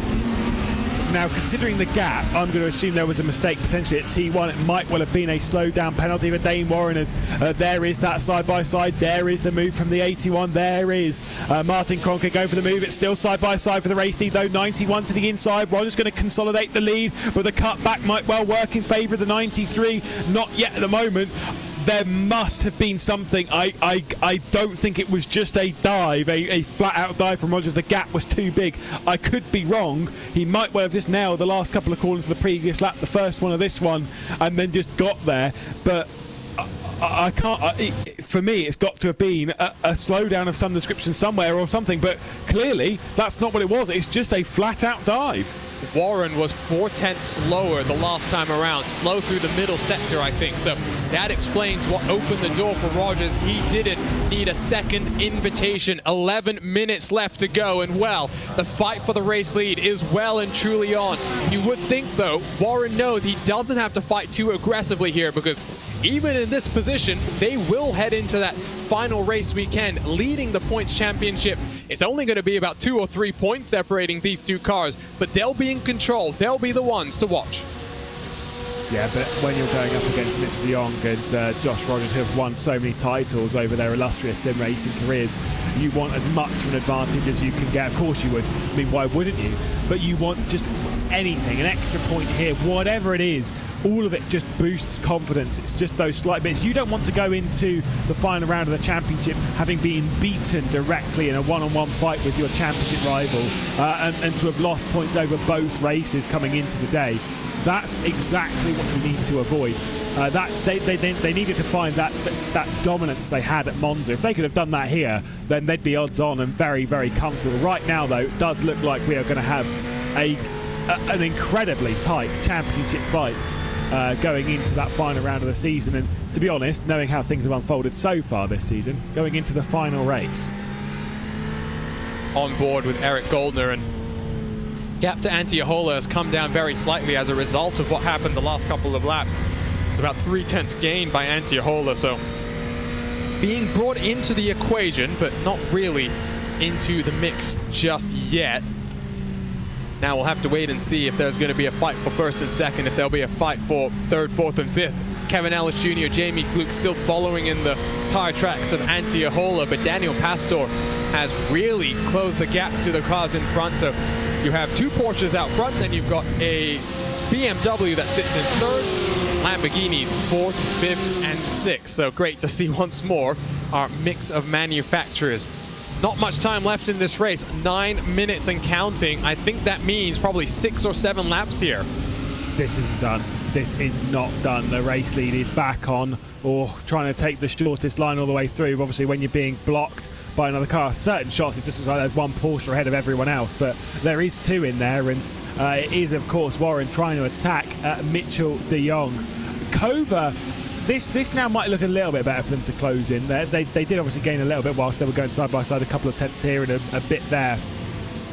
The gap's 2 and a bit seconds. If they are to battle now between the two VRS commanders, then Kova will be a part of this battle for the lead, but I still think that gap is too big. It is definitely a 2-horse race in the championship chase and in this race as well. Trying to break the slipstream already is Rogers down into the penultimate corner. Right, with 8 minutes left to go, there is just not very long. They are very comfortable with track limits around here, I will say that. And now I want to go and ask race control where they're sitting in terms of the incident points, because of course 20 is the limit. 21 gets you a 5-second penalty, and every 5 additional incidents gets you 5 extra seconds. Onboard looks with both Australians, one living in Coanda Team House in Germany, the other from the land down under. Once more a early morning for Dane Warren, probably touching 2 a.m. his time, looking very, very wide awake right now though, and I'm sure the adrenaline pumping through his veins. Always difficult to get to sleep once you've had a race like this one. The run out of turn 3, they're looking good for Warren, but Rogers looking comfortable and in control. If it's going to happen, it's going to be a send. And if it's going to be a send, you probably want to wait until it's the last lap here, Lewis. You could wait at Monza. You could wait at Monza. Around here, I don't think you're afforded the opportunity to wait, because those opportunities, they don't come around quite as frequently. I don't think you could wait until the very last lap. I get why you would. By the way, when it comes to instant limits, knowing that we need to hit 20 for a penalty to be applied, or 21 actually for a penalty to be applied, 20 is okay still, if memory serves. The penalties from the top 5 in the last race, the instants rather, from the top 5 in the last race. BS competition, they had 16.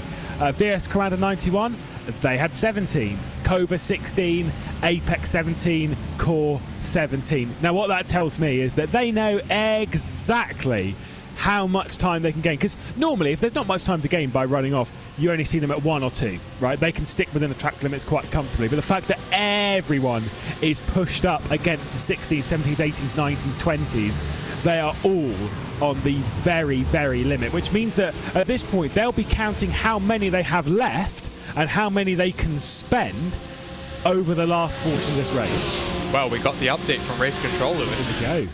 So, the 93 car, 18 incidents. There we go. One contact. They cannot afford any sort of contact here, and I think that might end up determining this race. Rogers isn't even on the top 10 in terms of incidents right now, so he's not got any sort of concern. I will say there are 3 cars straddling that limit right now. I won't say who they are, because if any of their competitors are watching, they'll know the easy way. Yeah, exactly. It's an easy way, but we'll be able to at least say here is, BS competition side by side with Maxime Ramstein in the core Mercedes. Dinez trying to go the long way around.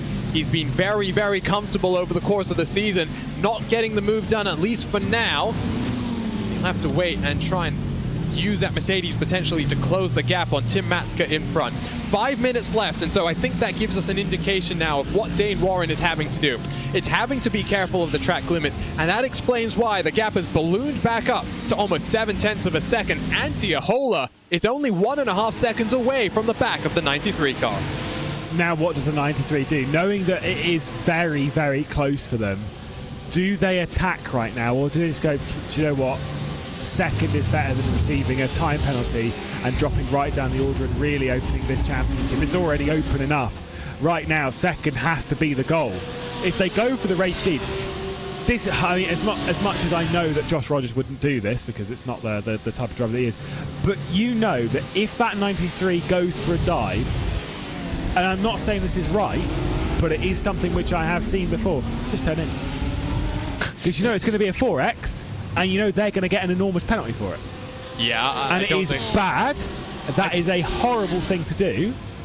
And Rogers is not the kind of driver to do it, certainly not to a teammate. But playing devil's advocate, I have seen that kind of stuff before. We all have. It's not going to fly well in the Coanda team. No, it wouldn't. I think that's for sure. But you never know. Here you can see, by the way, bottom portion of the screen, inset is that battle for third on back as the BMW, that turbo power of the BMW. We don't often talk about turbo versus naturally aspirated when it comes to most races here on the iRacing service, but when it comes to the elevation, that turbo is really helping, I think, Ahola punch a very good run down these straightaways, and Kevin Ellis, Jamie Fluke in the Apex Racing car really unable to close that advantage. It will be 3 minutes and 20 seconds at the line. I think we've got 3 laps to go here then. Yeah, I think we do, which is, like, these are going to be 3 very sweaty laps in the hands of Dane Warren, knowing how many incidents they have. So realistically speaking, it's just going to be cruising, and like I say, they're in a comfortable spot to keep Antti Ahola, Ellis, Fluke, Pasta, Laubish isn't quite a part of that train. They're going to be able to keep all of that at bay should they just drive nice clean laps, which, you know, you've driven nice, fairly clean laps for most of the race. You can handle the next 3 as the attack is now on for Apex to try and grab that podium. Cova defensive to the inside. The Lamborghini, the 98 going around the outside. That punch off, though, might well be good enough for Cova to hang on. It's going to be side by side down to Schlossgold. I think Antti Ahola is going to have to send it deep into this turn 4 down the hill. Sometimes you ride the anti-lock braking system. Ahola gets himself onto the inside curb, holds on to the position. I don't think Kevin Ellis has this one done just yet. Ahola's trying to cover him off, just about able to do so, but Ellis will pop himself to the outside line. Almost contact between the two of them. It is getting close here, and all this does is let Dane Warren through. And guess what? Yeah, just behind this, Daniel Pastor is attacking Jamie Fluke. Yeah, we're on board with Jamie Fluke right now, so we can't see. There is Pastor, just really got involved in the fight there and just trying to make his mark in the battle and be like, hey lads, no, I am actually here involved in the fight. I have 2 more laps to try and get this. This could genuinely be a podium for any one of these drivers. We do not know which way this is going to go. It's fantastic. Definitely 2 laps to go here. So 2 more opportunities for something to happen in this battle for third, something to happen potentially for the race lead, because Warren has been able to close now to 4/10 once more. Look at this though. Out of turn 1, who gets the best run off the corner? I think Ahola was very, very steady there and should be able to hold on. Will Pastor in the number 90 car be close enough to make something happen? No, not for now. Status quo remains. Just over 60 seconds to go on the race clock. This is pressure. Literally, if you wanted to know what pressure looks like, it is this. You've got a BMW with 3 Lamborghinis, very, very hungry behind, charging as well. You see Core in the background. They've got a fair train behind as well, including Inex, the VRS SCO Simsport Mercedes, Energy Simsport Ferrari, Maniti Racing Mercedes, Core as well. It's a tight battle. There are trains all over the place, and coming around as the main locomotive, a part of this train, is that number 7. It has been for a while. It's been able to hang on in the hands of Antti Ahola despite anything that's been thrown at them. And the question does come, are 98 and 99 going to switch? I don't think they will at all. They are just going to ride this one out. It's a bit too late in the day for anything. It's close. There is a look. Not close enough though. I think that 98 car is close enough to try and make something happen, though, on the run down in towards turn number 3. This next time around, it will be the final lap as Barney, the flagman, has that white flag in his hands. Here we go then, just a couple of kilometers left to go in today's race, and that battle for the podium is surely going to heat up. Ahola very, very steady. They use all of the track on offer. I think Kevin Ellis Jr. is in that draft and has an opportunity to send it under the brakes. Kova looking for their second podium here at the Red Bull Ring of the day, and it's going to be one they're going to have to work very, very hard for. Look at this though, around the outside. Apex are desperate. They've made it stick though. They've got a good drive off. They've got a good purchase. Was mounting that sausage a little bit too much, and a BMW should be able to hold firm down the hill and heavy on the brakes. We're on board with Jamie Fluke behind this. There is no move coming from Fluke's point of view unless it's overdone from Kevin Ellis Jr. The answer to that question is no, and the train still holds. That was fantastic driving, though, from Antti Ahola. He sent it deep under the brakes. He then managed to get just in front of Kevin Ellis Jr., and that should be the podium secured for the Kova car. But never say never. It might be a last corner opportunity if Kevin Ellis is feeling brave. It's been fun out front, though. The championship leaders run themselves down into the final couple of corners. For a moment, it looked like the 93 car would take their 5th victory on the season. Instead, it's Joshua Rogers, it's Mitchell de Jong. They win for the 3rd time in 2021. They extend the championship fight to the final round in 7 days' time. Fist bump from Rogers. He knows with 2 hours of racing left to go, there is still plenty to play for.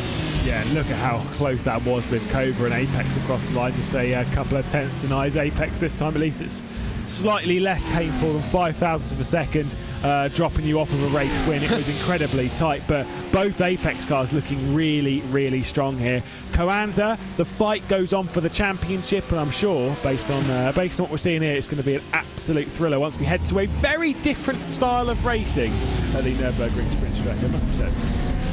Still think it's going to be very, very hectic when we get to the Nürburgring, just given what we saw here today. Ultimately, though, the championship, it is now single points separating the 91 and the 93. They are the only two in consideration. So much to play for, so much fun it's been so far in 2021.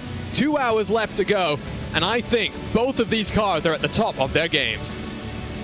They're going to be, I mean, the thing is, they're going to be hard to beat. And I say that in a sense of course, it's just between them two. But they will look at the other team and be like, oh, how do I beat that car? Just drive as fast as you can. Sounds really easy. It's one of the engineer. Oh, how can I win this race? Just go faster. Always engineers say that stuff. It's like, thank you, but it is the truth. It's just about nailing. It's about having a perfect round, minimizing mistakes. We've seen issues from both of these cars over at various points this season. That needs to not happen next round. It needs to be perfect from both to nail the championship. Any mistakes, and that could genuinely be it, even if that is missing an Apex. And ultimately, they need the consistency to finish first and second once more, given the way the points are handed out. Here's a look at our unofficial race results. Plenty for race control to take a look at, but it is Joshua Rogers, Mitchell de Jong victorious for the 3rd time this season. Dane Warren and Charlie Collins, disappointment in race number 1, but they bounced back very strongly. They finished 2nd in today's race number 2. Antti Ahola, a 2nd podium on the weekend for them. Kova were looking odds on for being part of that championship equation after our 1st and 2nd rounds of the season. They're now looking to secure 3rd in the championship ahead of the Apex Racing team, who they finished in front of, Kevin Ellis and Jamie Fluke 4th and 5th. Daniel Pastor, Nicholas Laubish for Urano running 3rd and 4th at one point in time. They finished 6th and 7th. They will be very encouraged by the pace they showed here today. Carl Jansen in 8th, Jarl in 9th, with Martin Kroenke rounding out your top 10. Eric Goldner for Energy Simsport almost breaking into the top 10 once more for the Brazilians. Maniti Racing, Maxime Ramstein, Vildenez, and Daniel Ferguson completing our top 15 and our points-paying positions. Sven Haase for the Biela Racing team comes across then in 16th, with Lego Technic Esports not enjoying the best day by any means. Mac Backham finishes in 17th. Energy Simsport, the 2nd of their Ferraris, finishes in 18th, with Williams Esports and Vendaval completing the top 20. 4 retirements on the day. They include Urano Esports, Biela Racing Euronics, R8G Junior, and Arnage Competition Heartbreak pole sitters, and then crashed on lap number 1, turn number 1. Fastest lap does go to Maxime Ramstein with a 1:30.008. That was set on lap number 17. Great to see the mix of manufacturers well and truly being strong here today.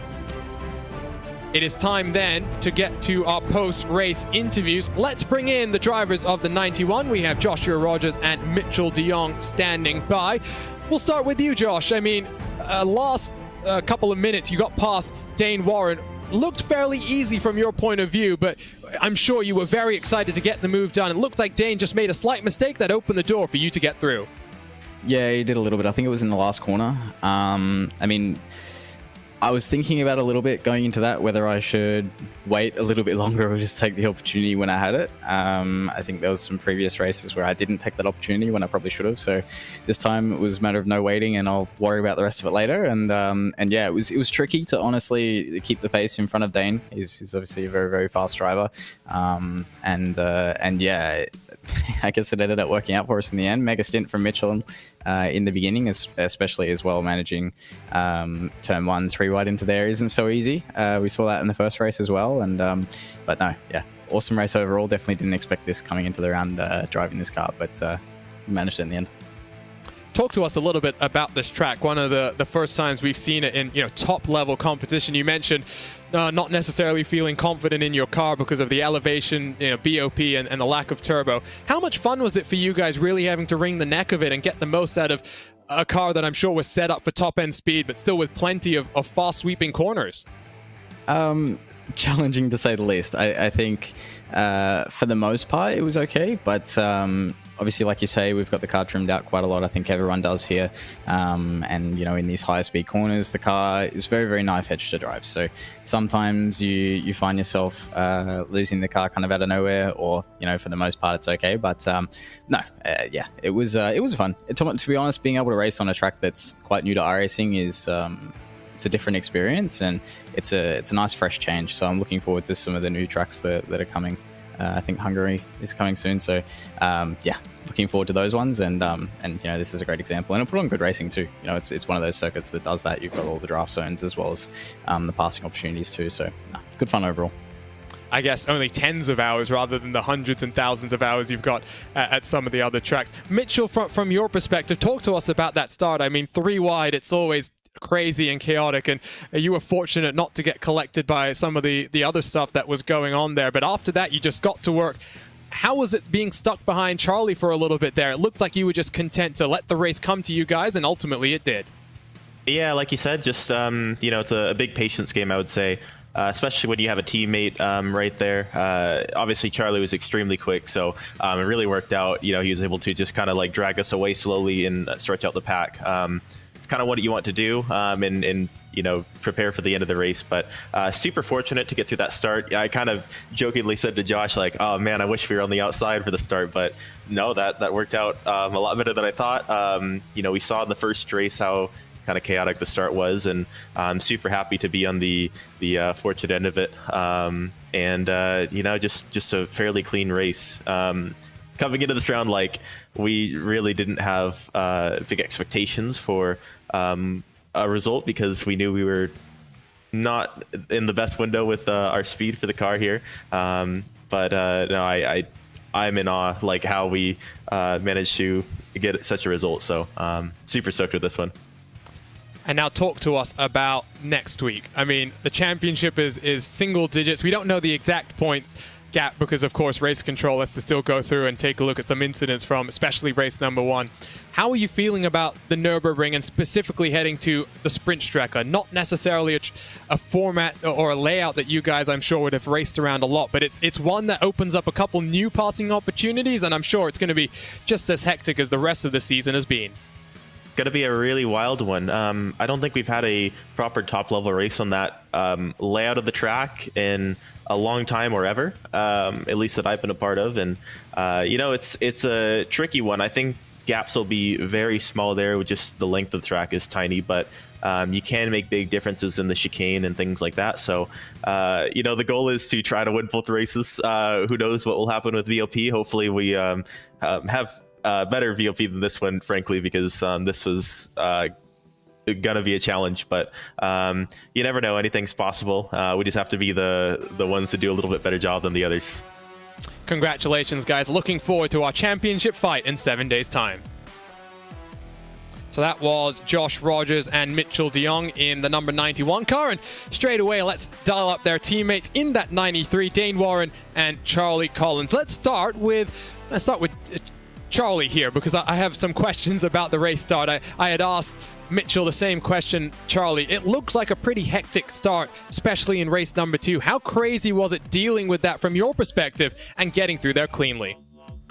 Yeah, that was pretty hectic. I think we'd already seen through the first race that kind of like being on the inside was better. So I was happy with being on the inside. But yeah, it was pretty hectic as well with the cars in the left lane as well. It was, yeah, got lucky though, which is a nice surprise to be honest, after the first race. I think, yeah, coming out of turn 1 being 1-2 was yeah, that did shock me. So yeah, but yeah, happy with it in the end. And now we're looking at a points gap that, like I was saying to the 91 guys, single digits likely heading to the final round. What are you guys going to do, maybe slightly differently than what you've been doing over the course of the season? You have been very strong, very consistent over the races so far. 4 victories on the season. 2 more victories will definitely net you the championship. Yeah, I mean, I think the simple answer is just do better than the other guys, which is easier said than done. But yeah, I mean, I think, to be honest, I'm actually quite surprised it's still this close after the first race. After like the first 20 minutes, like seemed really bad. Yeah, it was pretty harsh on us. I think we had 2 unlucky situations.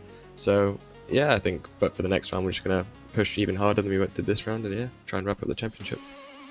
And I wanted to ask Dane specifically about that start of race number 1, because of course, first bit of contact, I guess I'm sure you were pretty ticked off, and then the second bit of contact, I mean, it kept going from bad to worse. You guys did a great job to bounce back. What was that like from your perspective? Slight damage to your car, trying to then recover from that, and ultimately looking like you might still have a decent points haul from race 1. Yeah, I'm so frustrated at race 1, to be honest. It's I mean, we didn't lose so much as we thought, like Charlie said, but yeah, that first contact really sort of unhinged me. I was a little bit on tilt for the next couple of laps, and it got a little bit worse, but luckily Charlie did a fantastic job to get us back up to, I think, P7, and keep us in the title fight. So yeah, I guess we can just wait and see what happens next round and try and do our absolute best to win the title, I guess. And in happier news, it was confirmed this week, of course, that not just you will be competing in the V8 Supercar Pro Series, but it's a family affair. Your brother's on the grid as well. How much are you looking forward to getting underway with that and sharing the grid with your brother? Yeah. Well, the thing is that I'm sure you know we're on just competing teams, which even in the real world they have quite an intense rivalry. So I guess we'll have to try and replicate that in the sim as best as we can.